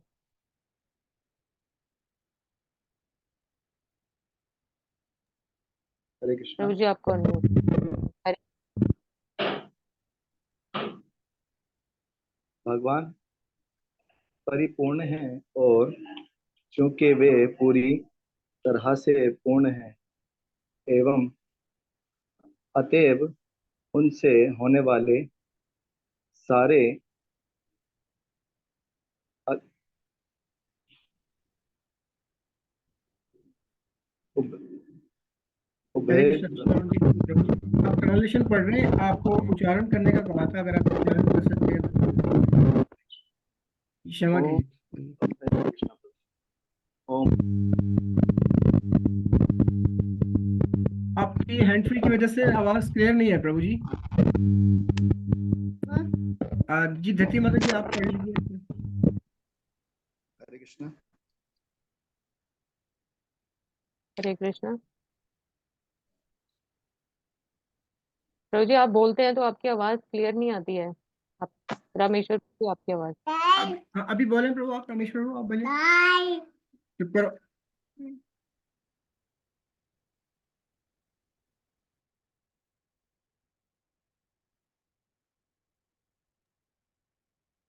धरती माता जी आप पढ़ रहे थे ना? जी माता जी। माता जी श्लोका एक टाइप करूँ? जी मीनिंग रीडिंग करिए आप कर सिर्फ सकते, इसकी। जी। रीडिंग ओम भी कर सकते। हाँ रीडिंग कर लो जैसे। पूर्णात् पूर्णमुदच्यते पूर्णस्य पूर्णमादाय पूर्णमेवावशिष्यते।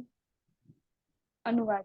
भगवान पूर्ण है और चूंकि वे पूरी तरह परिपूर्ण है अतएव उनके सारे उद्भव तथा ये व्यवहार जगत पूर्ण के रूप में परिपूर्ण है। पूर्ण से जो कुछ उत्पन्न होता है वे भी अपने में पूर्ण होता है। क्योंकि वे संपूर्ण है अतएव उनसे यद्यपि ना जाने कितने पूर्ण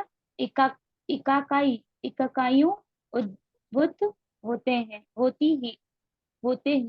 हैं तो भी वह पूर्ण रहते हैं। तो ये जो है बेसिकली, ये जो श्लोका है ये बहुत ही अच्छा श्लोका है, और अगर इस श्लोक को हम अपने जीवन में उतारने का प्रयत्न करें, कोशिश करें, तो हम सब लोग बहुत ही संतुष्ट और बहुत ही खुश रह सकते हैं।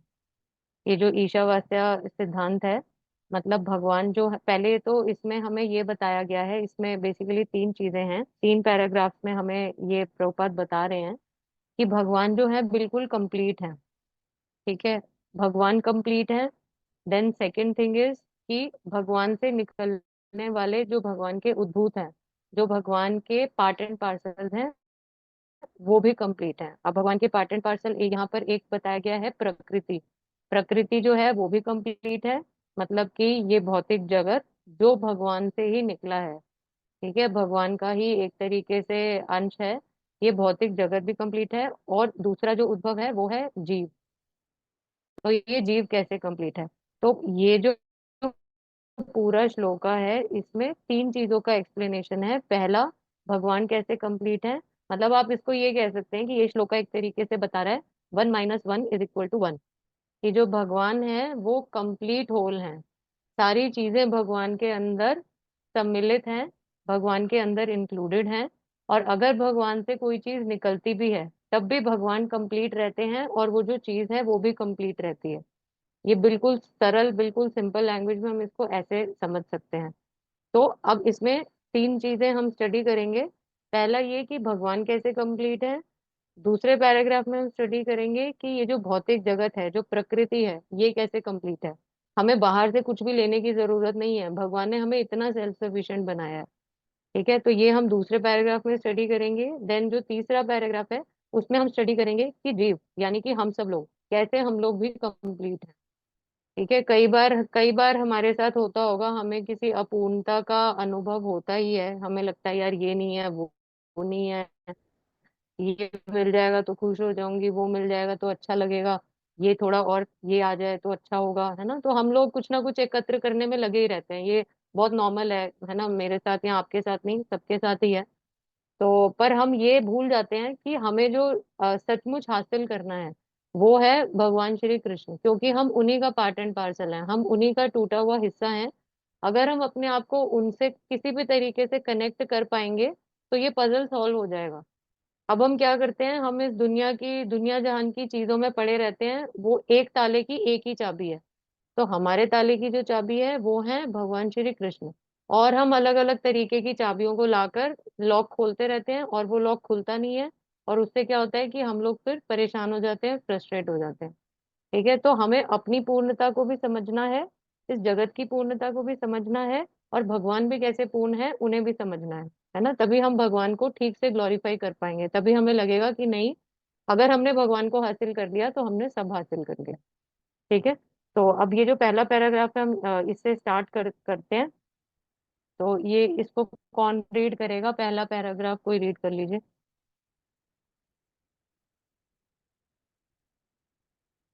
मुझे लगता है रीडिंग का एक ऑर्डर भी हम बना सकते हैं, कि शायद अल्फाबेटिक भी रीड कर सकते हैं, अगर सबके पास बुक है तो हम अल्फाबेटिकली भी रीड कर सकते हैं, तो थोड़ा सा इजी रहेगा।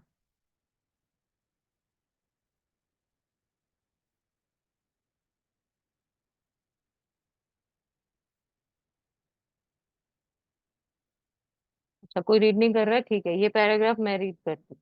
ठीक है। मैं हिंदी में रीड करूंगी, मेरे पास हिंदी की बुक है। परम पूर्ण या सर्वोपरि परम सत्य पूर्ण पुरुषोत्तम भगवान है।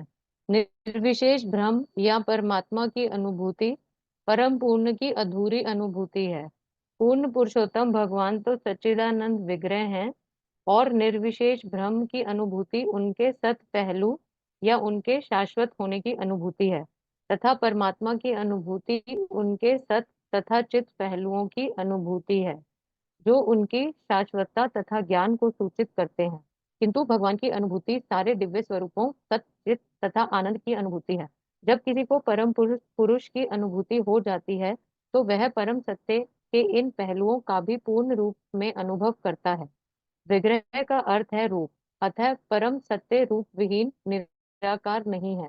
यदि वे रूप विहीन होते, या यदि वे अपनी सृष्टि की अपेक्षा किसी भी तरह कम होते, तो वे पूर्ण नहीं हो सकते थे। परम पूर्ण में हमारे अनुभव के भीतर तथा बाहर की प्रत्येक वस्तु होनी चाहिए, अन्यथा वे पूर्ण नहीं। बारे में बताया जा रहा है, पूर्णम अदा। पूर्णम अदा मतलब, अब जैसे ब्रह्म संहिता का एक श्लोक है, आप सबने सुना होगा। भगवान जो ब्रह्मा जी हैं वो भगवान के ग्लोरी, ठीक है, अनादिर आदिर गोविंद सर्टिफिकेशन में ब्रह्मा जी बोल रहे हैं कि भगवान जो है सब कारणों के कारण है। ठीक है, तो अब ये जो श्लोक है, और सबसे पहले इसमें एक चीज है कि इसमें प्रभुपाद बता रहे हैं कि परम सत्य जो है, जो परम पुरुषोत्तम भगवान है, उनको हम तीन तरीके से समझ सकते हैं। जैसे एक है ब्रह्म, दूसरा है परमात्मा, और तीसरा है भगवान। तो जो भगवान का सत फीचर है, जैसे उसको ज्ञानी जन जो हैं जब भगवान को समझते हैं, वो भगवान के सत फीचर को समझ रहे होते हैं, तो उनको सिर्फ ब्रह्म का ज्ञान होता है। वो इतना समझते हैं कि भगवान ब्रह्म है। ठीक है, ब्रह्म ज्योति आप कह सकते हैं, उनको सिर्फ उतना ज्ञान है। फिर जो भगवान के सत और भगवान के चित, जो उनकी शक्ति है, उसको समझते हैं। जैसे कि योगी जन वो भगवान को परमात्मा रूप में समझते हैं।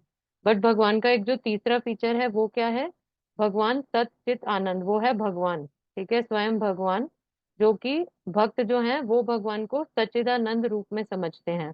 और भक्त मतलब प्रभुपाद की कृपा से भगवान को हम विग्रह रूप में भी समझ सकते हैं, जो कि ब्रह्मा जी खुद ही बता रहे हैं कि भगवान सच्चिदानंद विग्रह है।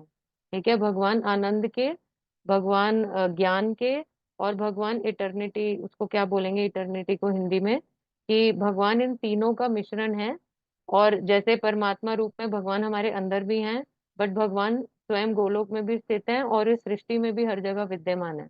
तो भगवान हर जगह प्रेजेंट है, हर जगह अवेलेबल है, और भगवान अपने आप में एकदम कंप्लीट है। ठीक है, तो अब जैसे इसमें आप एक एग्जाम्पल से भी अगर हम समझे कि जैसे मानिए कि फॉर एग्जाम्पल कोई गुलाब जामुन है, या मतलब हाँ ठीक है, गुलाब जामुन का एग्जाम्पल लेते हैं। गुलाब जामुन है, अब मान लीजिए कि मेरी आंखें बंद है और मैं गुलाब जामुन को टच कर रही हूँ, ठीक है, तो मुझे क्या समझ में आएगा? मुझे ऐसा लगेगा कि कुछ चिपचिपा सा है, कुछ गोल सा है ना, समझ नहीं आएगा कि वो है क्या। ठीक है, उसके बाद जब मैं आंखें खोलूंगी तो मुझे दिखेगा अच्छा ब्लैक है, ब्राउन है ना, ये इसकी शेप है, इस तरीके से है। तो ये हो गया वही जो अभी हमने समझा, 3 फीचर्स। ठीक है, आधा आधा फीचर मुझे समझ आ रहा है, आंखें बंद है तो कुछ समझ आ रहा है, आंखें खोलूंगी तो कुछ दिखेगा। बट जो उसकी पूर्णता पूर्णता जो है उस गुलाब जामुन की क्या है, जब मैं उसे उठाऊंगी और उसे खाऊंगी तो मुझे एक्चुअल में समझ में आएगा कि वो जो गुलाब, वो एक्चुअली में क्या है, वो गुलाब जामुन है। ठीक है, कि उसका स्वाद ये है, और ये मतलब एक तरीके से मीठा आइटम है, चिपचिपा भी है, चाशनी भी है, ये जो सारे उसके फीचर्स हैं वो मैं समझ जाऊंगी। तो ये क्या हो गया? भगवान। ठीक है, तो मतलब हमें भगवान के बारे में कंप्लीट जो नॉलेज है वो एक भक्त को ही होती है, कि भगवान का जो रूप है उसमें सत्य भी है, चित्त भी है और आनंद भी है। ठीक है, तो जैसे इसमें ये जो पैराग्राफ है इसमें भगवान की पूर्णता प्रभुपाद ने बताई। और मतलब हमें ये भी समझना होगा कि भगवान जो है निराकार भी हैं। ठीक है, क्योंकि एक तरीके से ब्रह्म ज्योति के रूप में भगवान निराकार भी हैं, बट भगवान का रूप भी है, क्योंकि हम सब भी भगवान का अंश है। अगर हमारा रूप है तो दैट मीन्स भगवान का भी रूप है, क्योंकि हम सब तो प्रोडक्ट है ना। तो जो हमारा सोर्स है, जैसा हमारा सोर्स होगा वैसे ही हम प्रोडक्ट होंगे ना। तो इसलिए भगवान निराकार भी हैं और भगवान साकार भी हैं। ठीक है, तो भगवान के दोनों ही रूप सही हैं, तो इसमें से कुछ भी गलत नहीं है। बट एक है थोड़ी सी इनकम्प्लीट अंडरस्टैंडिंग और एक है भगवान की पूर्ण अंडरस्टैंडिंग। ठीक है, तो ये जो पैराग्राफ है इसमें हमने पढ़ा कि भगवान कैसे पूर्ण है। ठीक है, भगवान को किसी और की जरूरत नहीं है अपने आप को पूर्ण करने के लिए। ठीक है, अब जो सेकंड पैराग्राफ है इसमें हम पढ़ेंगे कि भगवान द्वारा उद्भूत ये जो भौतिक जगत है, जो मटेरियल वर्ल्ड है, हमारी जो भौतिक प्रकृति है, ये अपने आप में कैसे कंप्लीट है। ठीक है, तो अब ये पैराग्राफ करने के लिए कोई अवेलेबल है रीड करने के लिए? हरे कृष्ण माता जी। अरे हरे कृष्णा जी, माता जी। कोई और, किसी और परम ने पूर्ण भी बोला था अभी हरे? आप ही थे माता जी, ठीक है, आप रीड कर लीजिए, आप करिए। परम पूर्ण भगवान में अनंत शक्तियां होती है और वे सब की सब उन्हीं के समान पूर्ण है। इस तरह वह दृश्य भौतिक जगत भी अपने में पूर्ण है। ये 24 भी अस्थाई प्राकृत्य है। इस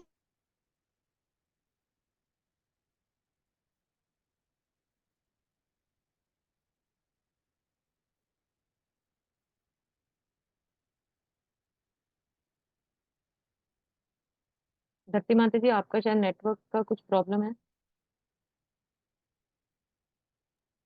अमित प्रणाम प्रभु जी, आप पढ़ेंगे? आपके पास भी उर्दू में है book, yes yes yes yes. Please पढ़िए प्रभु। मुकम्मल तमाम तर शख्सियत खुदाए बरतर के पास बेशुमार ताकतें हैं जो तमाम वैसे मुकम्मल है जैसे कि वो और है। जब वह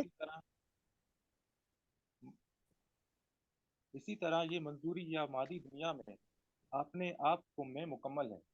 24 अनासिर जिनका ये मादी कायनात आरती मुजाहरा है हर वो चीज पैदा करने के लिए तरतीब दिए गए बीज बीज जो के कायनात को बरकरार और कायम रखने के लिए जरूरी है। कायनात में किसी मैं और माइक को जज करीब कीजिए प्रभु जी जरा। हरे कृष्णा। जी अब आवाज ठीक आ रही है, बोलिए।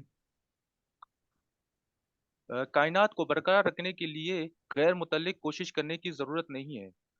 ये कौन वो मकान अपने वक्त के पैमाने पर चलता है जो कि मुकम्मल तमाम तर्क की ताकत ने इसके लिए मखसूस किया हुआ है। और जब ये गोशवारा वक्त पूरा हो जाएगा तो ये आरती मुजाहरा मुकम्मल तमाम तरह के मुकम्मल इंतजाम के साथ निस्बत नितोबूत हो कर दिया जाएगा।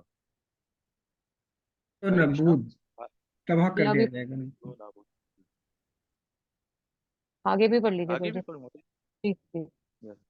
मुकम्मल जजु जानदार हस्तियां जो तमाम सहूलतें तकमील तमाम तर का एहसास करने के काबिल बनाने के लिए वहां पहुंचाई गई है। तकमील तमाम तर का नामुकम्मल इल्म होने की वजह से नामुकम्मल की तमाम सूरतों का तजुर्बा होता है। जिंदगी की इंसानी शक्ल जानदार हस्ती के शहूर का मुकम्मल मुजाहरा है और ये 84 लाख अनवाएं जिंदगी के जन्म मरण के चक्कर से गुजरने के बाद हासिल होती। अगर जानदार हस्ती तकमील तमाम तर के अंदर अपने मुकम्मलपन का एहसास इस इंसानी जिंदगी में नहीं करती है जो कि पूरे शहूर के साथ इसे बख्शी गई है, तो वो अपने मुकम्मलपन के एहसास करने का मौका खो देती है और फिर मादी कुदरत के कानून से हरकत इर्तिकाई चक्कर में डाल दी जाती है। ठीक है फिर क्योंकि हम बस बस ठीक है। तो ये सेकंड पैराग्राफ में हमने पढ़ा कि जैसे हम सब जानते हैं कि जो 24 तत्व होते हैं, 24 तत्वों के बारे में जानते हैं हम सब। कौन बताएगा कौन से 24 तत्व होते हैं प्रकृति के?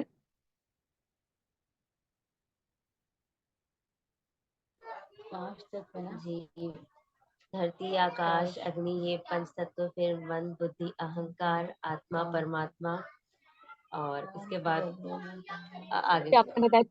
महाभूत बताया आपने, 3 सूक्ष्म शरीर के पार्ट बताया, 8 हो गए। 8 माता जी ने बताया, बाकी कौन बताएगा?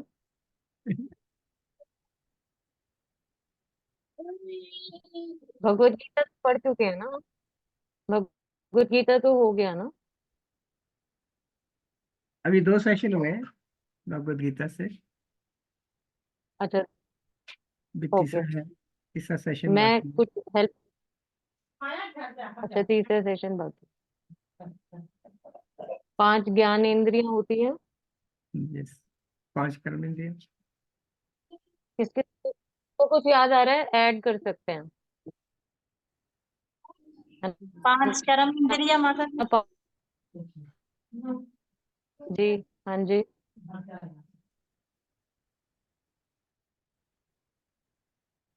5 ज्ञान इंद्रियां, 5 5 कर्म कर्म इंद्रियां, 5 इंद्रियां, जी, यस 5 पंच महाभूत, हाँ, और उसके बाद 5 विषय 5 इंद्रियों के विषय जो इंद्रियों, है। 5 इंद्रियों के विषय और 1 जीव, है ना, मतलब सोल जो आत्मा होती है। उसके बाद हम प्रधान और परमात्मा को अगर जोड़ें तो वो आगे और हो जाता है। बट जो मेन है, जो 24 तत्व है, ठीक है, मतलब बेसिकली ये तो हम डिटेल में चले गए, बट ये है कि ये जो 24 तत्वों से भगवान ने इस प्रकृति का निर्माण किया है, भूत, उसके बाद 3 हमारे जो सूक्ष्म शरीर के अंग हैं, मन बुद्धि अहंकार, वो 3 हो गए। ठीक है, उसके बाद 5 विषय और एक है मतलब जो जीव है वो स्वयं, और एक परमात्मा। ठीक है, तो ये जो 24 तत्व प्रभुपाद ने इसमें बताया, ये 24 तत्व हैं। तो प्रभुपाद इसमें बता रहे हैं कि जो प्रकृति है वो भी अपने आप में कंप्लीट है। वो क्यों कंप्लीट है? क्योंकि वो भगवान से निकल रही है। ठीक है, जब एक पूर्ण चीज से जो दूसरी चीज भी निकल रही है, वो भी पूर्ण ही निकलेगी ना।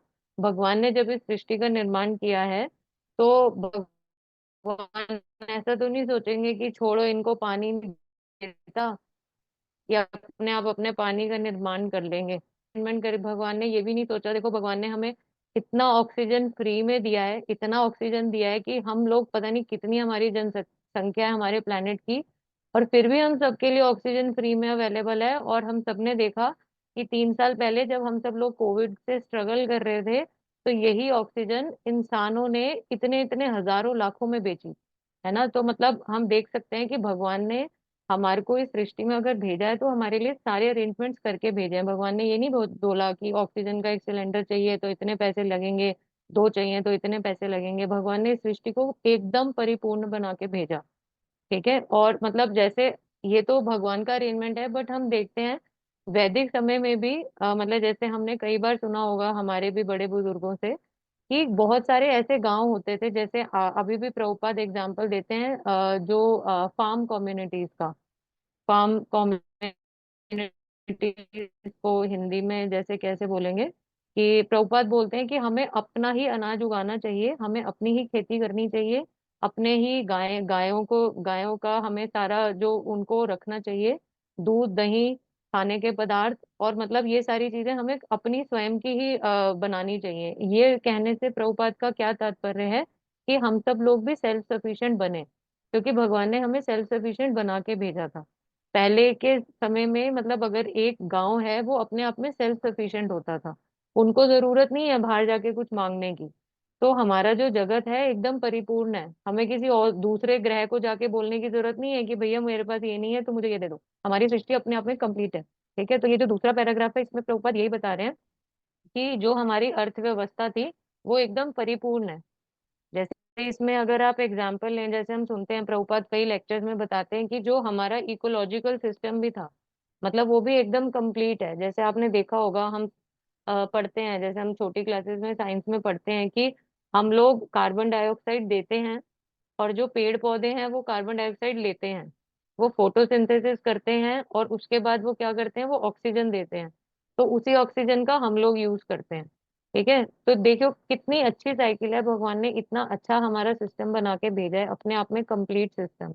ठीक है, और इसी तरीके से जैसे लास्ट में प्रभुपाद ने क्या बताया कि ये जो सृष्टि है, ये जो ब्रह्मांड है, इसका मतलब सृजन कब होना है और इसका प्रलय कब आएगी, कब इसे खत्म करना है, ये भी सारे सिस्टम्स डिसाइडेड है। कुछ ऐसा नहीं है कि अचानक से किसी दिन प्रलय आ जाएगी, अचानक से किसी दिन सृजन हो जाएगा, ऐसा कुछ नहीं है।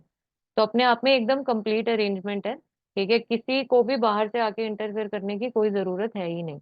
ठीक है, तो ये हमने दूसरा पॉइंट पढ़ा कि कैसे ये जो भौतिक प्रकृति है ये अपने आप में पूर्ण है, परम पूर्ण है, क्योंकि ये परम पूर्ण से निकली है। ठीक है, अब उसके बाद जो तीसरा पैराग्राफ है जो प्रभु जी ने पढ़ा, इसमें हम क्या पढ़ रहे हैं कि जो जीव है, जीव मतलब कि हम सब लोग, हम भी अपने आप में एकदम कंप्लीट है, हम परिपूर्ण है। ठीक है, अगर अब ये जो जैसे इसमें बताया जा रहा है कि अगर हम अपनी परिपूर्णता का सही इस्तेमाल नहीं करेंगे, ठीक है, अगर अब हमारे जीव की परिपूर्णता क्या है, हमारे जीवन की सार्थकता क्या है, मतलब मनुष्य जीवन की सार्थकता क्या है, हम यहाँ किस लिए आए हैं, मतलब अगर हम एक क्वेश्चन ले, हम सब लोग यहाँ पर क्यों आए हैं भगवान से अलग होकर? क्योंकि हम आनंद लेना चाहते थे, राजा बनना चाहते थे। जी, ये बिल्कुल सही जवाब है। और कोई कुछ ऐड करना चाहेगा? हम द्वेष इंजॉय करने आए हैं। द्वेष था भगवान से और इस दुनिया में मालिक बनना है। सही जवाब। द्वेष के खातिर यहाँ पे आए हैं आप। हमने भगवान के, इसलिए हम नीचे पटक दिए गए, है ना? ठीक है, और इसको हम ऐसे भी कह सकते हैं, जो आंसर मैं जो आंसर आपको बताना चाह रही थी कि आत्म साक्षात्कार करना, मतलब अपने आप को जानना। ठीक है, क्योंकि अब हम यहाँ तो आ गए हैं बट हम अपने आप को ईश्वर समझते हैं, बट वो हमारी असली पहचान नहीं है। हमारी असली पहचान क्या है कि हम ईश्वर के दास हैं, हम परम पुरुषोत्तम भगवान श्री कृष्ण के नित्य दास हैं। ठीक है, तो हमें ये जो चीज है इसका आत्म साक्षात्कार करने के लिए भगवान ने हमें इस परिस्थिति में डाला है कि जाओ थोड़ा सा स्ट्रगल करो, देखो भौतिक जगत का मतलब एक्सपीरियंस लो, समझो और वापस आओ।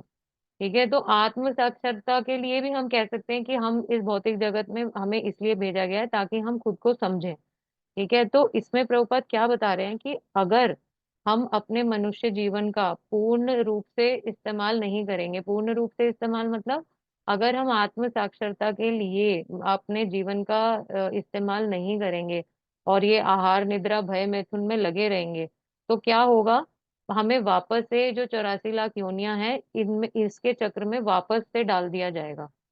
ठीक है, क्योंकि इन 84 लाख योनियों से चलते चलते सीखते सीखते इवॉल्व होते होते हम मनुष्य योनि में आते हैं।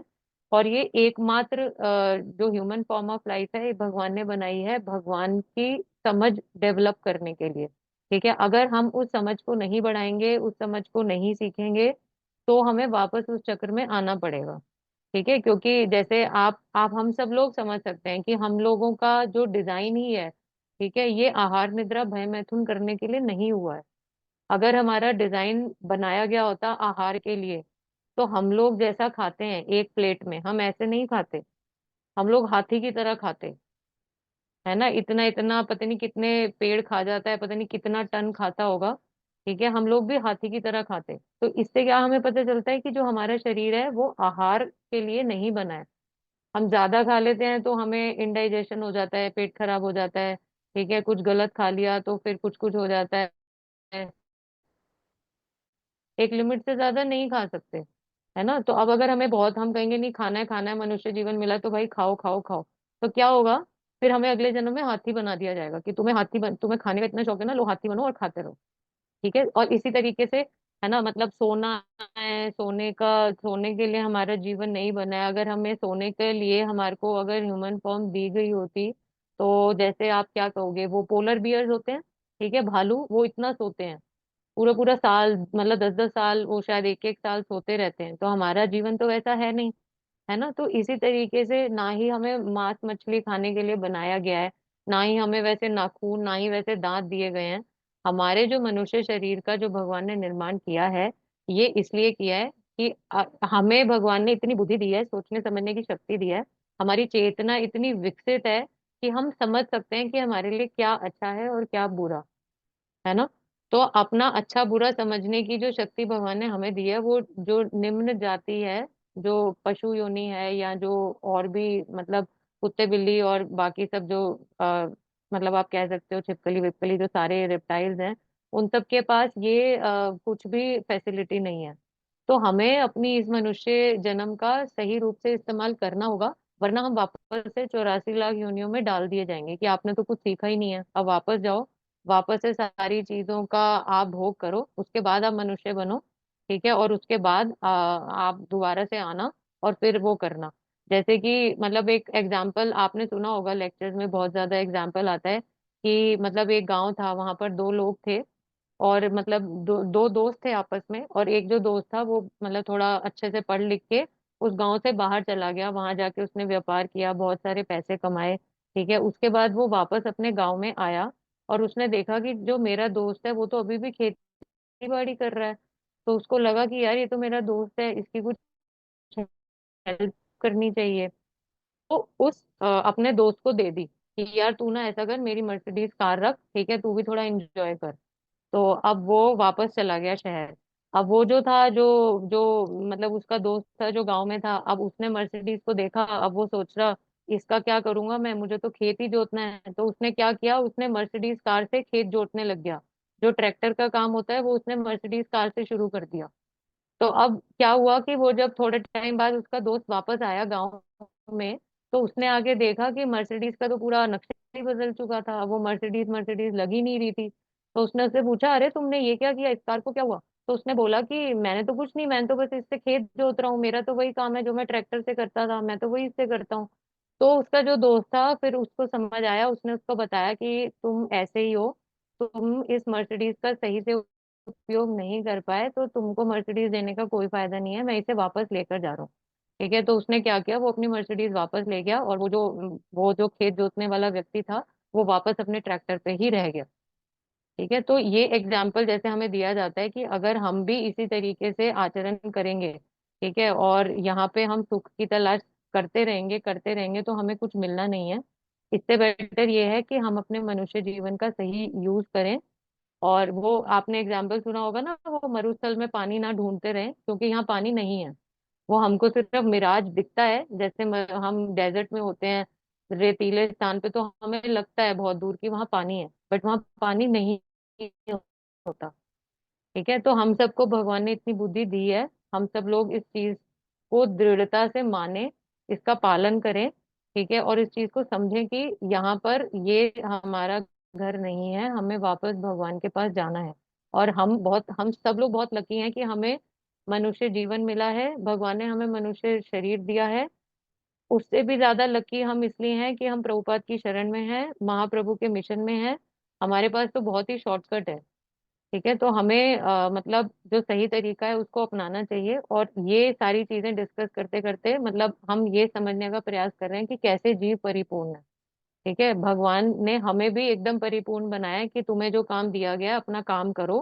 ठीक है, और वापस आ जाओ। ठीक है, तुम्हें किसी बाहर से किसी सपोर्ट की जरूरत नहीं है।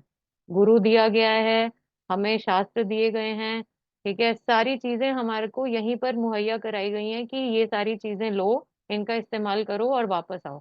ठीक है, तो हम अपने आप में एकदम कंप्लीट हैं, हमें किसी की तरफ देखने की जरूरत नहीं है।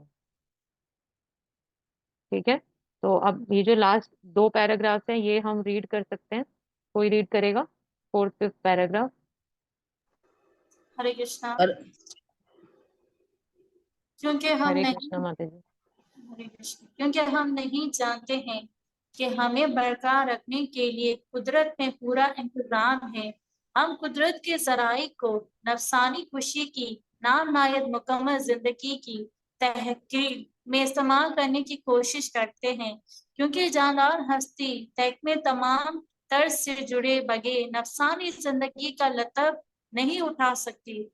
नफसानी खुशी की गुमराहगन जिंदगी शराब इल्यूशन समझी जाती है।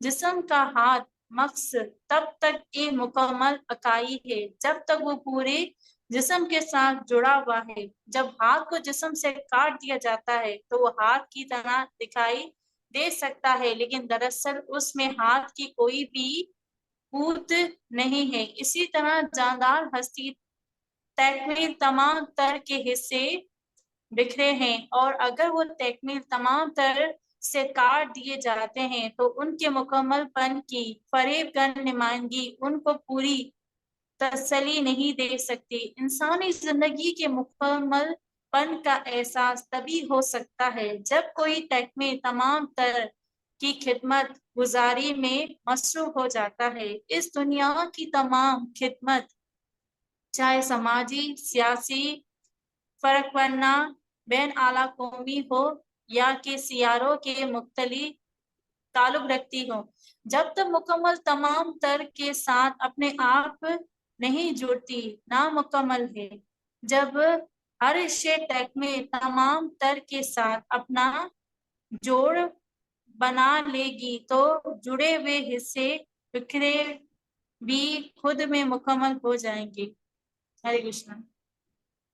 हरे कृष्णा जी। तो अब ये जो दो पैराग्राफ्स हैं इसमें प्रभुपाद ने हमें यही बताया कि सोल्यूशन क्या है ना। अब हमें पता तो चल गया है कि हम अपने आप में परिपूर्ण है, सृष्टि भी परिपूर्ण है, सब कुछ हमारे पास है। तो हमें करना क्या है ना। तो अब इसमें प्रभुपाद यही बता रहे हैं 4th पैराग्राफ में कि हम अपनी जो इंद्रियों का भोग करते हैं, है ना, मतलब हर चीज को मतलब हर चीज को भोग लीजिए। अब हम सब ग्रस्त हैं तो अगर घर में कोई और फैमिली मेंबर है, ठीक है, चाहे हम कि हम हर किसी को अपनी सेवा में लगाएं। ठीक है, तो यहाँ प्रभुपाद क्या कह रहे हैं कि अगर हम ये जो प्रकृति के साधन हैं इनको हम और ज्यादा एक्सप्लॉइट करते रहेंगे, हम सोचेंगे ये चीज मुझे खुशी दे, वो व्यक्ति मुझे खुशी दे, अगर हम इन्हीं सब वो मतलब उसमें लगे रहेंगे ना कैलकुलेशंस में कि अब मैं क्या करूं कि ये मेरे हिसाब से चले, अब मैं क्या करूं कि मुझे खुशी मिले, अगर हम ये सारी चीजों में ही लगे रहेंगे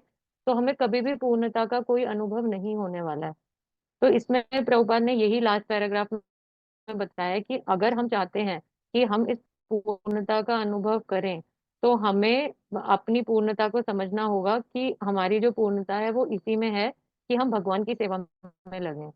हम किसी भी जीव की सेवा करना चाहते हैं या कोई भी कार्य करना चाहते हैं, मान लीजिए आप कोई परोपकारी कार्य ही करना चाहते हैं, ठीक है, किसी की सेवा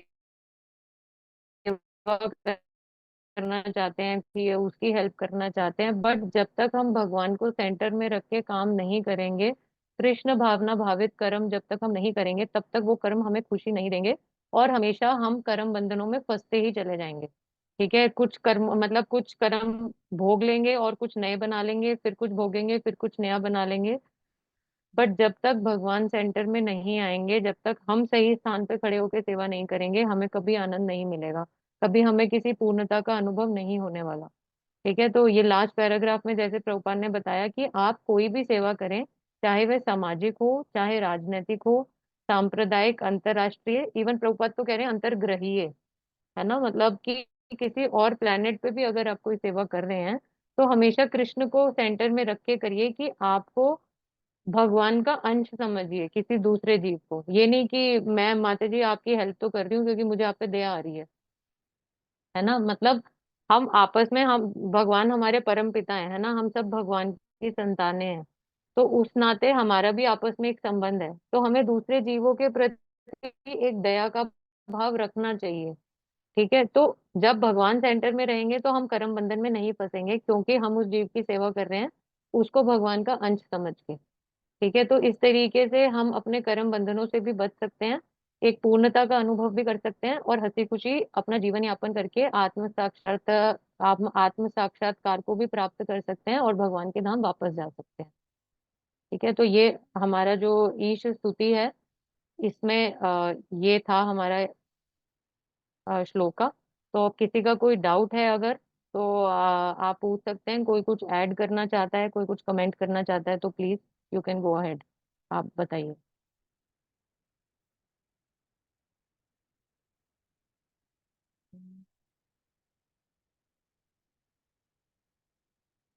हरे कृष्णा माता जी, क्वेश्चन है एक। जी माता जी। पीछे ही हम अभी पढ़कर आए हमारी जो है वो अपूर्णता के बारे में, कि हम जी अपूर्ण हैं, और फिर आगे हमने पढ़ा हम पूर्ण हैं। तो ये किस जी तरह से हम इसको और अच्छे से डिफरेंशिएट कर सकते हैं या समझ सकते हैं? जी माता जी, इसमें जैसे हमने पढ़ा कि वो हमारे दोष हैं। ठीक है, वो जो हमारे दोष हैं वो हमारे भौतिक शरीर के दोष हैं। ठीक है, भौतिक शरीर जो हमें दिया गया है। ठीक है, अब हम क्या हैं, है ना, हम क्या हैं, हम आत्मा है। आत्मा में कोई कमी नहीं है, जो जीव है उसमें कोई कमी नहीं है। तो हमने इस श्लोक में पढ़ा कि भगवान कंप्लीट है और जो भगवान के अंश हैं वो सब भी पूर्ण है ना। तो हमने जो यहाँ पूर्णता पढ़ी है वो हमने पढ़ी है आत्मा की और एक जीव की। और जो हम पहले पढ़ के आए हैं वो हमारी इंद्रियों की अपूर्णता थी, जिसकी वजह से हम भ्रमित होते हैं, फिर गलतियां करते हैं, फिर धोखे देते हैं, है ना। तो वो हमारी बद्ध अवस्था है जो कि हमें इस बद्ध शरीर की वजह से हमारे ऊपर आ गई है, वो माया का आवरण है। बट जीव के ऊपर तो, क्योंकि जीव भगवान का अंश है, तो उसके ऊपर वो आवरण नहीं होता। तो ये पूर्णता जीव की है, और वो जो है वो शरीर का है, मतलब इंद्रियों का।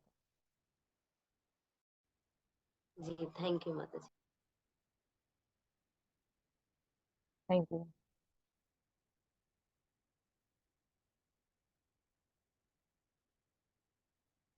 जी, कोई कुछ ऐड करना चाहता है, कोई कुछ अपना एक्सपीरियंस शेयर करना चाहता हो, कुछ बताना चाहता हो, कैसे हमें अपूर्ण लगता है या कैसे हमें पूर्णता लगती है।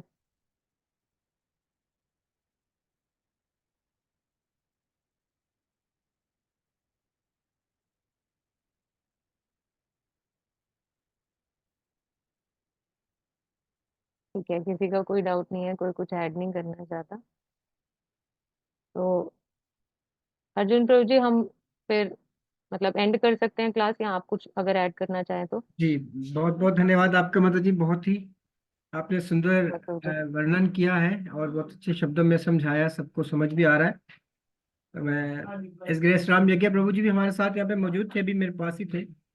उनका कुछ अच्छा। स्वास्थ्य ठीक नहीं है, कई दिन से, मतलब रेगुलर क्लासेस हो रही हैं तो कुछ मुसलसल जागने के कारण भी उनकी तबीयत ठीक नहीं थी। हमारे रोमापाद अच्छा। प्रभु जी भी मेरे पास आ रहे हैं कल, तो उनके साथ अच्छा। उनका प्रोग्राम बन रहा था, लेकिन शायद वो कल जाएंगे वापसी। तो मैं उनकी तरफ से भी आपका, क्योंकि वो हमारे इस्कॉन प्रेसिडेंट, पाकिस्तान के प्रेसिडेंट हैं, तो बहुत हाँ। बहुत आभार आपका माता जी कि आपने समय दिया और बहुत अच्छे शब्दों में समझाया। और हमारी इस क्लास के तमाम स्टूडेंट्स की ओर से मैं आपका तहे दिल से शुक्रगुजार हूँ कि आपने बहुत अच्छा, मतलब अर्थात किया सब तरह से। तो आप सब लोगों से मिलके कैसा लग रहा है, एक अलग परिवार पाकिस्तान में भी है, मुझे अच्छा लगा आप लोगों से मिलके। धन्यवाद। Thank you. तो प्रभु जी फिर हम क्लास वाइंड अप कर सकते हैं अभी। Yes, we can leave. ठीक है प्रभु जी। वांछकल्पतरुभ्यश्च कृपा कृपा सिंधु। सिंधु व्यय पतितनां पावने वैष्णव नमो नमः। शंकर की जय। परम पूज्य श्री भगवान तो बात महाराज की जय। हरे कृष्ण राधा मदन मोहन। प्रिया माता जी माता जी की जय हो। जय हरे कृष्ण। असुर भक्त विश्वविंद की जय हो। मदन मोहन प्रिया देवी दासी। हरे कृष्ण। जय हो। जय बोलो जय बोलो जय बोलो। बोलो श्री राधा कृष्ण भगवान की जय। जय। अर्जुन प्रभु की भी जय हो। जय हो। तो लोग लीव कर सकते हैं। धन्यवाद आप सबका। मैं रिकॉर्डिंग ऑफ करता हूँ। जी गुरु और हरे कृष्णा। हरे हरे कृष्णा। हरे कृष्ण।